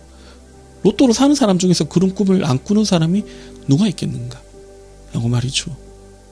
여러분 지금 현재 어떤 자기 원하는 자리에 있는 사람들은 전부 다 자기가 현재 모습을 꿈꾸던 사람들이에요. 꿈 안 꾸면 그 자리 갈 필요가 없지. 노력도 안 하지. 그쵸? 근데 그걸 생각 때문에 됐다 하면 안 되지. 그건 사기지. 특정 자리에 있거나 특정 무언가를 얻은 사람들은 다 그걸 원했던 사람이야. 원하는 그 과정 자체를 그걸 막 끌어당김으로 표현하면 그건 사기죠. 자, 제가 이 말씀을 드리는 이유는 이런 호황된 것을 넘어서 여러분의 그 의도 자체가 제가 말했던 그 순수 잠재력의 장에 잘 심어지고 당신이 충분히 에너지를 부여한다면 반드시 실현되기 때문이에요. 충분히 에너지를 부여해야지만 실현이 된다. 그리고 앞에 말했듯이 그 에너지를 부여하는 과정 자체가 시간이 걸린다. 시간이 걸리고 꾸준히 해야 되는 것들도 있다. 하지만 당신이 자기 내적 힘만을 이용해서, 자기 그 개인적인 힘만을 이용해서 하면 노력과 투쟁과 슬픔, 고통, 좌절, 싸움의 경험이라면 당신이 우주 법칙을 이용하면 이 책의 저자가 말하는 성공을 부르는 7가지 영적 법칙을 활용하면 그 과정 자체가 자기 실현의 과정이고 굉장히 즐거운 과정이 될 수 있다. 그 말씀을 드리고 싶은 거예요. 저는 여러분께 사기를 드리고 싶지 않아요. 진실을 드리고 싶기 때문입니다. 그러면 어떻게 이런 것들을 할 수 있는지 좀 더 구체적으로 설명드릴게요. 일단은 첫 번째로 그러기 위해서는 여러분은 생각의 틈새로 들어가야 됩니다. 다른 말로 하면 자신을 고요하게 해야 돼요. 제가 앞에서 말씀드린 그 깨어있음의 자리로 들어갑니다. 이러한 방편들은 굉장히 많아요. 그 보편적으로 명상이 있죠. 네. 그리고 당신이 깊게 이런 깨어있음 자리, 순수 잠재력의 장에 딱 들어가면 당신의 의도 자체가 순수해집니다. 욕망 같은 게 많이 벗겨져요. 왜냐하면 그 자리에 들어가는 것 자체가 사고의 과정의 복잡성이 막 줄어들어요. 사고가 엄청 단순해집니다. 그 깊은 명상 상태에서는 에고로서의 나라는 인식 자체가 옅어져요. 그리고 그 자리 자체가 충족감이 들기 때문에 욕망이 많이 사라집니다. 네, 그래서 이게 모순인 게 뭐냐면 그 순수 잠재력의 장에 그 고요함 속에 의도를 심어야 되는데 거기 접촉을 하면 의도가 이렇게 레벨이 확 줄어. 이미 거기 들어가 있으면 만족감이야. 예. 여러분 명상하면서 명상을 제대로 한다는 것을 알 수 있는 기준이 뭐냐면 그거 하면 있잖아요. 다른 게 다 필요 없어져요. 그 자체가 이미 만족스러운 자리야. 당신 아무리 고통에 찌들어 있더라도 그 자리 딱 들어가면 거기서 이제 힘이 나와. 만족스러워. 내가 고통 넘어 있었구나. 기독교식으로 표현하면 내가 하나님의 자녀구나. 하나님은 나를 돌보고 있구나. 이렇게 되기 때문에 당연히 욕망도 레벨이 줄어들어요. 하지만 그렇다면 이 영상을 볼 필요가 없겠죠. 그렇죠? 그래서 당신이 그 의도를 강하게 있잖아요. 순수하게 해가지고 그 자리에 그것을 심어야 돼요. 그래서 두 번째로 그 존재 자리에 자리 잡은 상태로 의도를 심습니다. 아까 말했듯이 옅어질 수 있기 때문에 이 자리에 들어가기 전부터 암시를 주는 것이 필요해요. 적어 놓는다던가 하는 것들 말이죠. 이는 심리학에서 말하는 무의식과도 관련이 있습니다. 당신이 그 자신의 의도를 그 순수 잠재력의 장에 잘 풀어놓기만 하면, 제대로 심고 비옥한 토양에 잘 심어놓기만 하면 나머지는 크게 신경 안 써도 돼요. 말 그대로 집착할 필요도 없습니다. 집착하지 않는 게 오히려 훨씬 더 효과적이에요. 나머지 필요한 것들을 영감으로 떠오르고 영감에 맞춰서 행동하시면 됩니다. 여러분이 왜 집착하면 안 되냐면, 생각해보세요. 반드시 내가 그래야 된다. 반드시 내가 이거 해야 된다. 이렇게 강렬히 원하는 것은 다른 말로 하면 지금 강렬하게 그렇지 않다는 거예요. 강렬하게 그것이 없다는 거예요. 그러니까 그런 것 자체가, 간절함 그 자체가 의심일 수 있다는 거죠. 당신이 제대로 그 순수 잠재력의 장이라는 에너지 필드에, 무한한 필드에 씨앗을 잘 심었다면 그 과정은 반드시, 그 결과는 반드시 실현되며, 그러니 당신은 초연할 수밖에 없습니다. 이 초연함 잘 기억하세요. 그리고 세 번째, 내맡김입니다. 그 순수 잠재력의 장에 접촉하고 그 깨어있음의 자리에 들어가고, 두 번째로 그 자리에 의도를 심어놓고, 마지막으로는 이제 내맡기면 된다고요. 네, 당신을 위해서 모든 것을 조율하는 그 우주의 힘을, 하나님의 힘을 신뢰하세요. 이 초연함에서 모든 것이 피어나옵니다. 지구상에 있는 어떤 꽃들도 자기들이 꽃 피우기 위해서 애걸복걸하거나 간청하거나 애쓰지 않습니다. 그냥 특정 조건이 부여되면 자연스럽게 피어나는 것이에요. 당신이 순수 잠재력의 장에 당신의 의도를 심었고 자, 이걸 기독교식으로 좀 바꿔볼까요? 갑자기 떠올라서. 당신이 하나님의 자녀로서 아버지에게 요청을 했고 그것은 꽃처럼 자연스럽게 피어날 것입니다. 그럼 언제나 여러분 삶에 사랑과 빛이 가득하도록 돕는 3L입니다. 감사합니다. 세상에 처음 눈을 뜰 때부터 우리는 불확실성이라는 것에 놓여집니다. 그리고 이 불확실성은 이 세상을 두려운 무언가로, 불안한 무언가로 보이게끔 합니다.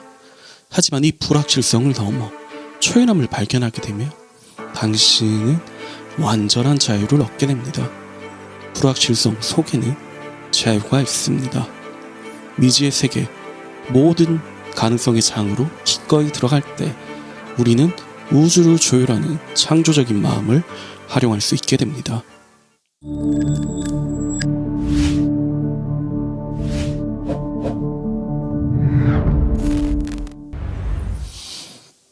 여러분 안녕하세요. 언제나 여러분의 삶에 자유가 가득하도록 돕는 3L입니다. 오랜만에 디펙 초프라의 성공을 부르는 7가지 영적 법칙을 가지고 왔어요. 오늘은 그 7가지 법칙 중 6번째 법칙, 즉 초연함의 법칙입니다. 초연함이 왜 그토록 중요한지를 알기 위해서는 우리가 왜 이 시리즈를 보고 있는지를 다시 한번 짚고 넘어가야 합니다. 보통 우리에게 삶이라는 것은 과정이 있고 그 과정의 흐름의 끝에 특정한 무언가를 얻게 됩니다. 그리고 그 과정은 보통 괴롭고 힘들죠. 그래서 유명한 말이 있죠. No pain, no gain 이란 말이 있습니다. 대부분 사람들에게 성취는 고통과 같은 말입니다. 하지만 우리가 성공하는 7가지 영적 법칙 등과 같은, 그러니까 저 컨텐츠를 보는 이유는 기존의 패러다임이 한계와 투쟁의 삶이었다면 우리에게 잠재하는 참나의 창조적 힘을 이용해서 자유와 기쁨의 삶을 영위하기 위해서 이런 것들을 보시는 거겠죠. 제가 소개하고 있는 지중해의 성자 다스칼로스라는 책에서도 비슷한 내용이 나옵니다. 다스칼로스는 욕망 생각의 염체와 생각 욕망의 염체에 대해서 이야기를 했었습니다. 욕망 생각의 염체는 반응으로부터 사고가 만들어지고 이를 통한 사고 형태를 통해서 자신의 세상이 구축되는 삶입니다. 이런 수동적인 삶이며 좀 극단적으로 얘기하면 노예의 삶입니다. 그리고 생각 욕망의 염체는 자신이 경험하고 반응하는 세상을 능동적으로 구축하는 창조적 삶입니다. 우리는 이 두 번째 창조적 삶을 살기 위해서 여기에 있는 것입니다. 좀 더 이야기를 풀자면 현재 AI는 급속도로 발전하고 있죠. 그리고 이것은 인류의 삶을 아주 비약적으로 발전시킬 수 있는 도구가 될 수 있습니다. 이를 통하여 인간은 자신의 의도를 훨씬 더 효율적으로 창조적으로 실현시킬 수 있게 됩니다. 하지만 반대로 말하자면 이 강력한 도구는 스스로 인간다움을 포기한 인류에게는 강력한 통제의 수단이 될 것입니다. 여기서 제가 생각하는 인간다움은 하나님의 본성을 지닌 창조적인 영을 말합니다. 대부분의 인류가 내면의 신성을 무시한 채 동물적 본능에 가깝게 살게 되면 동물과 비슷하게 가축처럼 통제되는 환경에 놓이게 될 것입니다. 지금 이 영상을 보시는 여러분은 신인의 길로서 자유의 길로 나가고 있음을 확신하셔도 좋습니다. 너무 걱정하지 마세요. 세상의 다수가 잠들어도 당신이, 이 영상을 보는 당신이 깨어있으면 당신은 그에 맞는 위치에 가 있게 될 겁니다. 자, 그렇다면 어떻게 우리가 그 노예의 삶이 아닌 결과의 자리에서, 창조주의 자리에서 시작할 수 있을까요?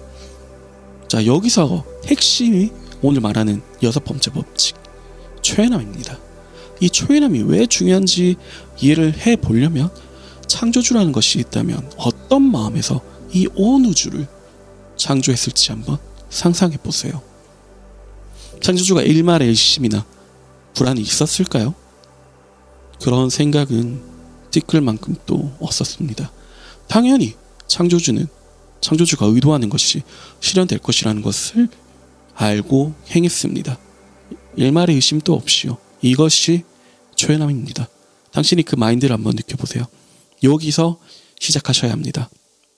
제가 이전에 리뷰했던 트랜서핑 시리즈에서 똑같은 말을 하죠. 이렇게 트랜서핑 시리즈는 이렇게 이야기합니다. 왕처럼 당당히 내가 원하는 것을 의도하고 취해라. 하지만 왜 이 물질계에서는 그것이 힘들까요? 이 물질계에서는 의도가 실현으로 이어지는데 그 에너지가 농축되는 텀이 필요하기 때문입니다. 이 텀을 우리는 시간이라고 하죠. 그 말은 즉각 내가 의도하는 것이 실현되지 않으니 그 기간 동안 불안과 두려움이 생성되기가 쉽습니다. 그리고 이런 불안과 두려움은 집착을 불러오게 되죠. 그럼 왜 이런 시간이 물질계에서 필요한 것일까요? 그것은 우리의 영들이 하나 혹은 참나 혹은 불성과 일치되어 있지 않기 때문입니다. 중생심, 다른 말로 하면 에고는 동물적 속성에 가깝습니다. 이런 동물적 속성에서 나오는 사고들은 파괴적이며 때로는 끔찍합니다. 많이 보고 계시잖아요. 지금 또 세계 곳곳에서 이런 중생심, 에고의 파괴적인 속성들을 보고 있죠. 이런 사고들로부터 파생되는 창조의 결과물 또한 굉장히 끔찍하고 파괴적일 수 있기 때문에 물질계에서는 시간이라는 장치를 통해서 언제든지 그릇된 사고들을 정정하고 수정할 수 있는 기간이 부여가 됩니다.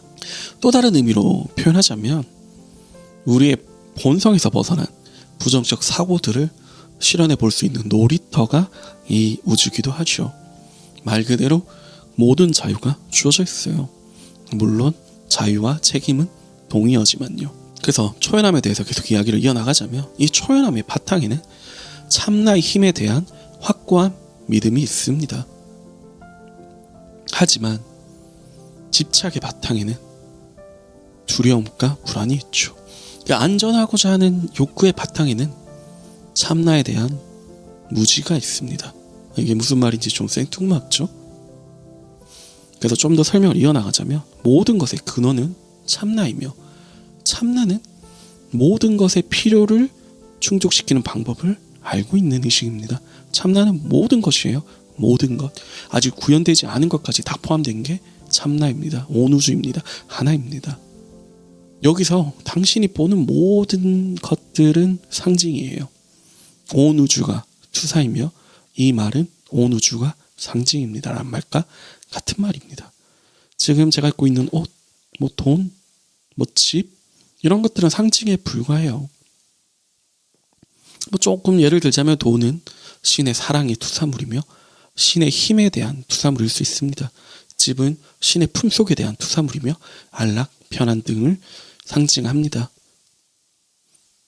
만일 당신이 이러한 것들을 상실하는 경험을 한다면 이는 궁극적으로 신으로부터 추방되는 두려움 혹은 완전한 하나임으로부터 분리라는 내적 경험을 반복하고 있는 것입니다. 그러니까 모든 것은 우리 의식이 반복해서 투사되는 거라고요. 이 우주도요. 그래서 제가 이전 영상에도 말했잖아요. 지금 이 지구의 모습이 지구인 인류의 의식, 생각이 반영되고 있는 것이 현재 모습이라고. 그렇죠? 자, 이는 심리학과도 큰 관련이 있어요. 제가 심리 상담 전공자니까. 자, 심리학에서도 모든 것을 투사로 보고 있다는 것, 그리고 부모의 역할이 중요시 되는 것과도 관련이 있습니다. 부모라는 존재는 어린아이에게 신과 같은 존재입니다. 모든 것이 부모로부터 주어집니다.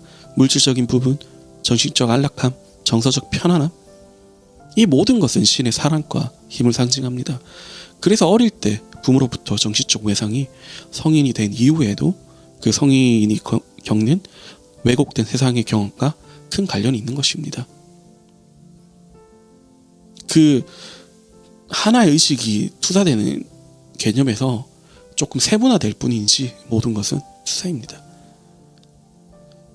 여러분, 다들 그런 말 한 번쯤 들어보셨죠? 간절하면 이루어진다. 그죠? 하지만 대부분 간절함이 그 초연함이라는 그리고 확고한 의도로 넘어가지 않는다면 간절함은 어떻게 되나요? 그냥 간절하면 간절함을 계속 경험하는 그런 상태에 놓이게 되죠. 그리고 이 간절함을 계속 경험하는 상태는 어떤 상태일까요? 어떤 상태일까요? 불안하고 두렵고 고통스러운 상태겠죠. 간절함을 다른 말로 하면 지금 그것이 정말로 없음, 이 정도일 겁니다. 간절히 원한다 이꼴 간절히 없다와 같은 말이에요. 이것을 초연한가 접목을 시키면 이렇게 나아가야 합니다. 나는 지금 이러한 부분에서 결핍을 느낀다. 자각의 단계. 나에게 무엇이 필요하다고 확인한다. 욕구에 대한 확인. 그리고 나는 그것을 취할 것이다. 확인 및 선언. 이렇게 나아가야 됩니다. 근데 그 확인 및 선언의 단계에서 가장 중요한 마인드 세팅이 초연함이라고요. 그 생각으로만, 그냥 표면적인 생각으로만 그 초연함이 있으면 안 돼요. 초연함은 상태예요. 상태라는 건 정서적인 사고적인 거, 느낌적인 거 말 그대로 다 포함된 게 상태입니다. 그 초연함 상태에 있어야 돼요. 하지만 여기서 우리는 불안을 많이 느끼죠. 이 불확실성이라는 것은 마치 깜깜한 어둠과도 같이 느껴집니다. 우리는 일반적으로 어둠이라고 생각하면 두려움과 공포를 느끼죠. 하지만 여러분, 밤하늘의 별들을 보고 어떻게 느껴요? 아름답다고 느끼지 않습니까? 숙련된 하가는 빈 도화지를 어떻게 느낄까요? 우리라면 큰 도화지를 주고 작품 만들려고 하면 막막하고 까마득할 거죠. 하지만 숙련된 화가라면 도화지가 크면 클수록 가능성의 장, 창조의 장이라고 보지 않을까요?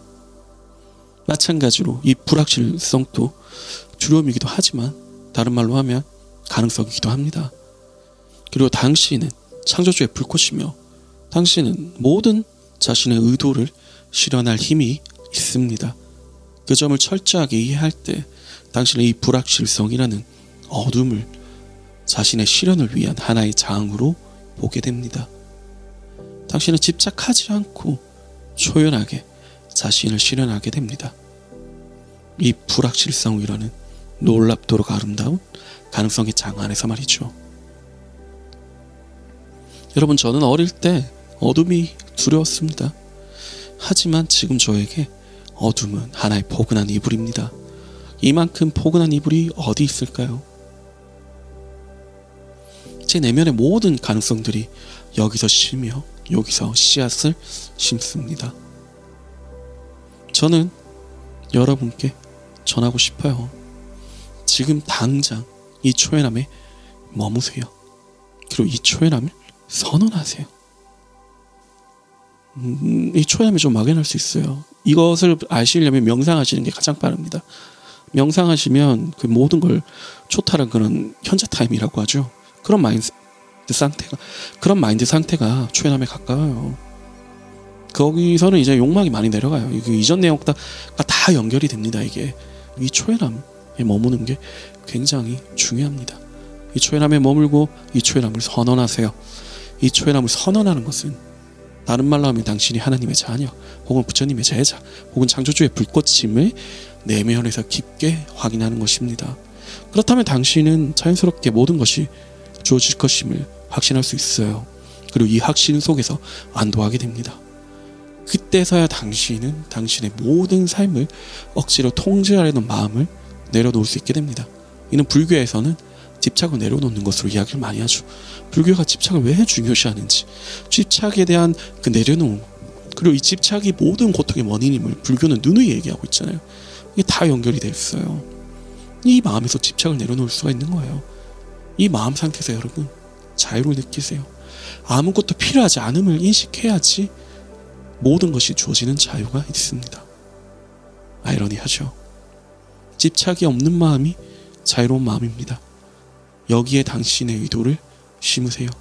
이 의도를 어떻게 펼쳐질지에 대해서 불확실성이 아닌, 두려움이 아닌 기대와 한의로 다가온다며 당신은 이미 당신의 의도가 실현되고 있음을 확신하셔도 좋습니다. 그럼 언제나 여러분의 삶에 사랑과 빛이 가득하도록 돕는 3L입니다. 모든 사람은 삶의 목적을 가지고 있습니다. 그것은 다른 사람들과 나누어야 하는 독특한 재능이나 특별한 소질입니다. 이 독특한 재능을 사용하여 다른 사람들에게 봉사할 때 우리는 궁극적인 목표인 영혼의 희열과 환희를 경험합니다.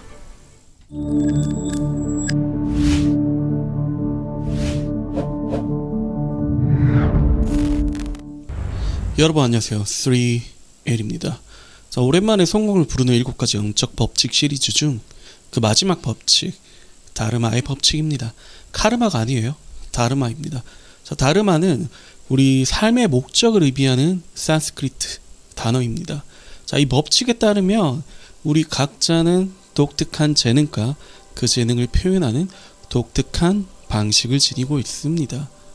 다들 한번 그런 생각들을 해봤을 거예요. 저는 어릴 때 내 삶의 목적이 뭘까? 내 삶의 의미가 뭘까? 이런 생각들을 정말 많이 했는데요. 사실 그 어떤 화살도 관역 없이 날아가는 화살이 없죠. 그쵸? 우리 삶이라는 것도 사실 목적이 필요해요. 목적이 없는 삶은 그냥 망망대해에 그냥 둥둥 떠다니는 부표와도 같습니다. 어디 닿을지 모르는 거죠. 그러다가 뭐 어디 처박히겠지. 그래서 근데 그 목적이 꼭 정해져 있냐? 그런 건 아니에요. 당신이 현재 수준이나 당신 현재 영적 수준이나 이런 것들을 토대로 끊임없이 수정해 나가는 게 삶의 목적입니다. 그래서 오늘은 이 목적이 왜 중요한지, 이 다르마라는 게 왜 중요한지에 대해서 얘기를 해볼게요. 이 다르마 법칙에 따르면 우리 각자는 그 독특한 재능과 그 재능을 표현하는 독특한 방식을 지니고 있습니다. 우리 모두가 신성한 하나님의 불꽃이에요. 이 하나님이란 단어를 제가 신이라는 단어를 그렇게 좋아하지는 않아서 보통 우리 신이라고 하면 그 하늘에 떠 있는 뭔가 인격체, 또 다른 신적인 인격체를 떠올리잖아요. 저는 신을 어떻게 정의하냐면 디올이라고 정의했습니다. 모든 것, 비물질, 물질 전부 다 포함하는 모든 것, 그 하나의 의식. 네, 이거 저는 디올이라고 했고, 저는 그냥 여기서는 하나님이라고 표현할게요. 자, 우리 모두 신성한 하나님의 불꽃입니다. 이 다른 말로 하면 성경에서는 이렇게 얘기하죠. 우리가 신의 모습을 본따서 만들어졌다. 이것이 바로 그 말입니다. 여러분, 그 프리즘 있잖아요. 프리즘의 그 백색광을 비추면 백색광이 어떻게 분화가 되죠? 빨주, 노초, 파남보 이렇게 각각의 색깔로 분화되죠. 마찬가지로 여러분도 신의 빛이 비추어서 인간의 모습으로 나타난 존재입니다. 네. 백색광이 오리지널이라고요. 그 오리지널이 프리즘 비추면 다양한 색깔로 나타나듯이 뭐 빨주, 노초, 파남보 7가지라고 하는데 그 가운데 스펙트럼이 굉장히 다양하잖아요. 뭐 덜 빨강, 완전 빨강 이렇게 엄청 많잖아요. 네. 그럼 무한가지잖아요. 그렇죠? 마찬가지로 우리도 그런 신의 빛의 분화물이라고요. 제가 당신이 무슨 색인지는 몰라요. 네, 그건 몰라요. 근데 다만 확실한 건 그 당신만의 빛깔이 있다는 것이고 당신이 잘하고 세상에 드러낼 수 있는 부분이 있다는 것입니다. 그 어떤 존재들도 자기만의 특별한 부분이 있어요. 다만 발견을 못했을 뿐이지. 저는 우리 구독자분들 다 있다고 봅니다. 저보다 대단한 분들 넘치잖아. 저는 솔직히 아무것도 아니라니까. 그래서 얘기를 좀 이어나가자면 여러분은 영적 존재예요. 당신은 그 영적인 차원에서 지금 물질적, 육체적 차원이 아니라 영적인 차원에서 모두 그 신의 입자들로, 왜냐면 신이라는 것 자체, 하나님이라는 것 자체가 완전함이잖아요. 그 완전함에서 분리돼도 완전함이에요. 그 신의 입자들이란 말 자체가 당신이 하나하나가 완전하고 완벽하다는 것이에요. 근데 그렇게 물어볼 수 있겠죠. 근데 왜 지금 내 모습 왜 이렇냐, 이 물질 세계는 왜 이렇냐, 그죠? 그것도 완벽한 거예요. 그게 왜 완벽하지 않은 거죠? 당신은 불완전함을 체험하고자 여기 왔잖아. 불완전함을 체험하기 위해서 이만큼 좋은 곳이 어디 있어. 그 체험을 위한 곳으로는 완벽하지, 안 그래요? 아, 맞다. 또 최근에 이제 댓글 어떤 거 보니까 뭐 부처가 어차피 뭐 사후세계니 뭐니 전부 다 연기다, 그 뭐 허상이다 이렇게 얘기를 하는데, 그래서 뭐 이런 책들 내용들 필요가 없다. 여러분, 그래요. 우리가 이 세상이란 것이 하나의 꿈이라고 가정합시다. 예. 꿈이라고 가정하면 꿈은 깨고 나면 없는 거죠. 그쵸? 꿈은 깨고 나면 그냥 꿈일 뿐이에요. 그렇다고 해서 이 안에서 체험하는 건 무시 못하는 거예요. 체험은 진짜예요. 이 꿈속에서 고통받고 괴로워하고 행복해하고 즐거워하고 희노애락은 진짜라고. 여러분 이 체험을 하기 위해서 있는 거라고. 체험은 진짜라고. 여러분은 여기서 당신이 신으로 나아가는 길을 체험하기 위해서 있는 것이에요. 그런 식의 논리라면 왜 숨은 왜 집니까? 어차피 죽을 거. 공부도 왜 하죠? 어차피 죽을 거. 밥은 왜 먹나요? 어차피 죽을 거. 아무 쓸모없는 얘기예요. 체험만은 진짜라고요. 그래서 좀 더 얘기를 이어나가자면 여러분 모두가 신의 입자들로 하나하나가 완전하고 완벽하다고요. 하지만 그 오직 완전함이 있는 곳에서는 그 자신이 완전하다는 것을 알 수가 없어요. 어둠이 없으면 빛의 존재를 알 수 없듯이요. 안 그래요? 빛만 있어봐요. 그게 빛인지 알겠어요? 모르죠. 어둠만 있어봐요. 빛을 어떻게 알겠어요? 그 대비되는 것이 반드시 필요해요. 당신은 신의 본성으로서 사랑, 자유, 평화 이런 게 당신의 완전한 본성인데 이것만 있는 곳에 있으면 그 완전함만 있는 곳에 있으면 그것을 체험할 수가 없다고. 그래서 사랑이 없어 보이는 곳에 온 거야. 여기 봐봐요. 여기 지금도 난리야. 여기 막 지금도 막 뉴스 조금만 보고 주변 조금만 보면 그 사랑이 없음을 보여주는 그런 것들이 얼마나 많이 있는데 거기서 당신이 사랑을 표현하는 것 자체가 엄청난 경험이지. 그래서 여러분이 이 물질 세상이란 곳에 온 것입니다. 그래서 이 사랑을 표현한다는 것을 좀 범주를 넓게 잡아야 돼요. 당신을 체험한다는 것을 범주를 넓게 잡아야 돼요. 이 책의 제목이 뭐죠? 성공을 부르는 7가지 영적 법칙. 자, 성공이라면 사람들 돈만 생각하잖아. 그치? 막 돈이라고 치자, 부라고 치자. 이 부라는 것도 당신이 원래 완전함에서 되게 보잘것없는 하찮은 이런 존재로 떨어지잖아요. 그래서 이 성공이라는 것도 당신의 원래 완전함을 체험하는 것 중에 하나입니다. 그게 굉장히 중요한 거예요. 네. 그래서 이제 물질적인 것에 완전히 초점되면 그것도 좀 곤란하겠지만 당신이 그 성공이란 개념을 자신을 회복하는 것으로 보면 모든 것은 다 필요한 것이다.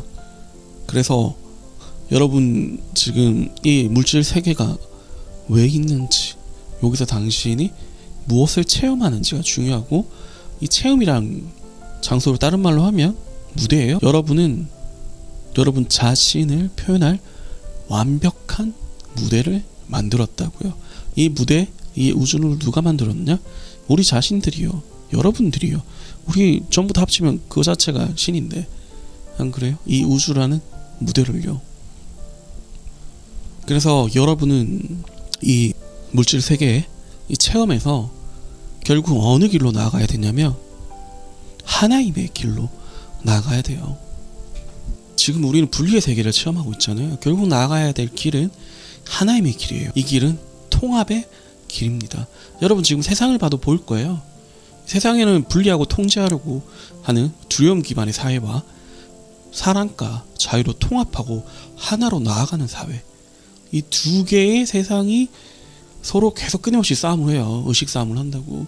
우리 세상도 똑같아요. 그리고 당신도 똑같아요. 당신도 당신 주변에 다른 말로 하자면 또 다른 자신들에게 자신의 독특한 재능과 능력을 기여함으로써 다른 존재들을 통합해 갈 수 있습니다. 타인을 나처럼 보는 것이 결국 통합해 가는 것이에요. 결국 그 길이 어떻게 이어지냐면 모든 만물을 이롭게 하는 것으로 이어지겠죠. 자, 궁극적으로 우리는 하나의 근원에서 왔기에 당신이 타인에게 기여하는 것은 결국 자신을 가장 이롭게 합니다. 이것으로부터 당신은 진정한 성공을 이룰 수가 있어요. 그럼 이렇게 물어보겠죠. 세상은 그것과 반대로 가르친다고요? 착취하고 통제하고 움켜줘야지만 부를 얻고 성공을 얻는다고요? 세상에 사기꾼들이 그렇게 많다고 그 사기꾼들 떵떵거리면서 잘 산다고요? 여러분 그것은 일시적인 거예요. 그것은 마치 환상 같은 것입니다. 환상. 당신은 단순히 한순간만 살아가는 존재가 아니며 영원을 살아가는 존재입니다. 당신이 지금 입고 있는 이 육체는 수백 번 아니면 수천 번 갈아입은 육체일 수 있어요. 여러분이 혹시 타인을 착취해서 짧은 기간 동안 취한 분은 결국 또 다른 내 자신들을 착취한 것이기에 결국 그 배로 돌려줘야 됩니다. 그게 법칙이에요. 네, 그게 신의 엄벌이고 그런 게 아닙니다. 그냥 법칙이에요. 법칙. 1 더하기 1이 2인 것처럼 그냥 간단한 법칙이에요. 그건 어떻게 할 수가 없어. 세팅을 그렇게 해놨는데. 이 무대를 누가 만들었다고? 이 물질우주 무대를 누가 만들었다고? 우리가 만들었다고. 그 세팅 그냥 기본 세팅값이야. 그냥 법칙이라고요. 단 한 생의 그 굴욕적인 부자로 살기 위해서 여러분은 그런 식으로 남을 착취하고 이런 사람들은 수십 생을 거지로 살아야 합니다. 단 한 생의 굴욕적인 부자로 살기 위해서. 정치계도 그런 사람 많죠. 자기 권력을 위해서 남을 태우는 사람들 있잖아요. 옛날에 왕도를 뭐라고 했지? 왕도는 시체로부터 쌓아간다 했나? 그 왕으로 한번 살려고 얼마나 많은 생을 비참하게 거지로 살아야 되는데, 이게 진정 당신이 원하는 길인가요? 아니잖아요. 다르마의 법칙에 따라서 당신 자신을 또 다른 나의 자신들에게 확장해서 기여하는 삶을 살게 되면 우리는 눈덩이처럼 불어나는 선업을 가지게 됩니다. 이는 나날이 쌓여가는 선의 순환이며, 이 길을 통해서 당신은 단 한순간도 고통의 길로 빠져들지 않을 것이에요. 이 길은 실패할 수 없는 길이에요. 제가 당신에게 말씀드리는 길은 그 세간에서 막 편법으로 불을 취하고 편법으로 성공하고 이런 게 아니라, 당신이 앞으로 영위하는 모든 시간, 이 모든 시간이란 건 이 우주가 끝나는 시간까지 포함하는 거예요. 이 모든 시간까지 당신이 실패하지 않는 길을 제가 말씀드리는 겁니다. 물론 이렇게 이제 당신이 처음 이 다르마의 길을 선언하고 그 삶의 목적, 또 다른 나 자신에게 기여하는 삶을 선언하면 처음에는 좋지 않는 것처럼 보입니다. 그 명현현상이란 게 있죠. 명현현상이 뭐죠? 그 몸이 정화될 때 몸에 각종 노폐물이나 정화되는 과정에서 안 좋은 것들이 배출되는 현상이 명현현상이라고 하죠. 이런 그 의료에 대한 지식이 있는 분들이라면 이것을 나쁜 걸로 보지 않고 멀리 보고 좋은 징조로 받아들입니다. 아, 병이는 이제 낫겠구나. 그쵸? 마찬가지로 당신이 그 다르마의 법칙에 따라 기여하는 삶, 즉 만물을 이롭게 하는 홍익 인간의 삶을 살게 되면 우주의 그 법칙은 당신이 미뤄두던 그 카르마, 그 업을 빠르게 청산하도록 도와요. 그래야지 앞으로 쭉쭉 나아가니까. 그렇죠? 빠르게 청산하게 돕는 과정에서 당신은 별의별 희한한 현상들이 많이 생깁니다. 당신의 가족도 심지어 떨어져 나갈 수 있고요. 당신 주변의 인간관계가 싹 다 바뀔 수 있고요. 원치 않는 이별들을 계속하게 될 거고요. 때로는 이제 안 좋은 것들을 한 번에 막 몰려드는 듯이 보이기도 할 거고요. 근데 당신이 당신 자신을 신뢰하고 당신의 하늘을 신뢰하고 당신의 영을 신뢰한다면 그 과정이 금방 끝날 것이라는 걸 믿어야 돼요. 금방 끝날 것이고 결국 나를 지나쳐 갈 것이라는 걸 아셔야 합니다. 이는 짧게 보면 고통인데 길게 보면 당신이 영이 걸어갈 길을 빠르게 꽃길로 만드는 작업이에요.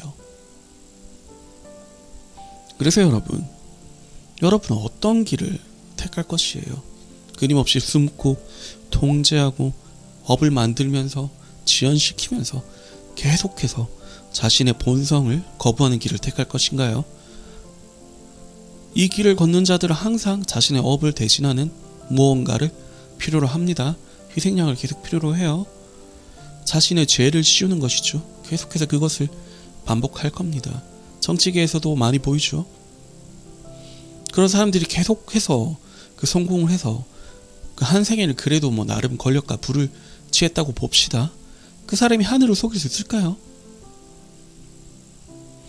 이런 사람들이 얼마 뒤 미래에는 기술을 통해서 영생을 취하면서 계속해서 숨으려고 하겠죠.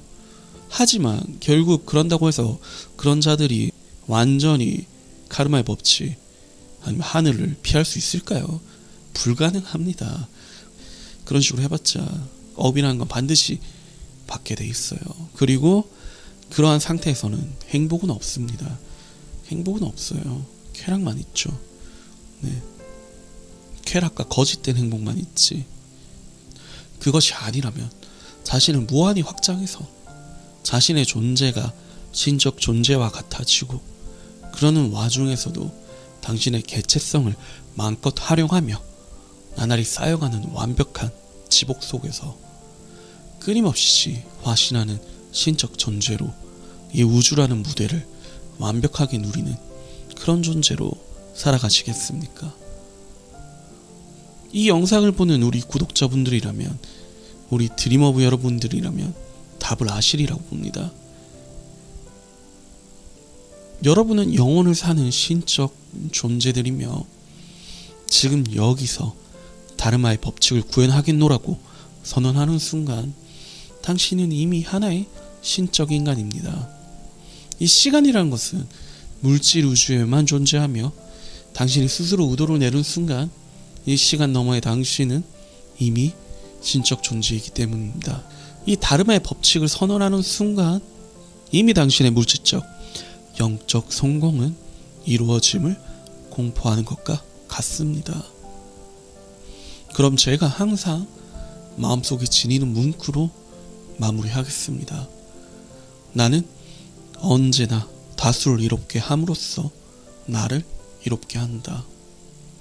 그럼 언제나 여러분의 삶에 사랑과 빛이 가득하기를. 3L입니다. 감사합니다. 그대와 영원히 함께 빛나라 shine.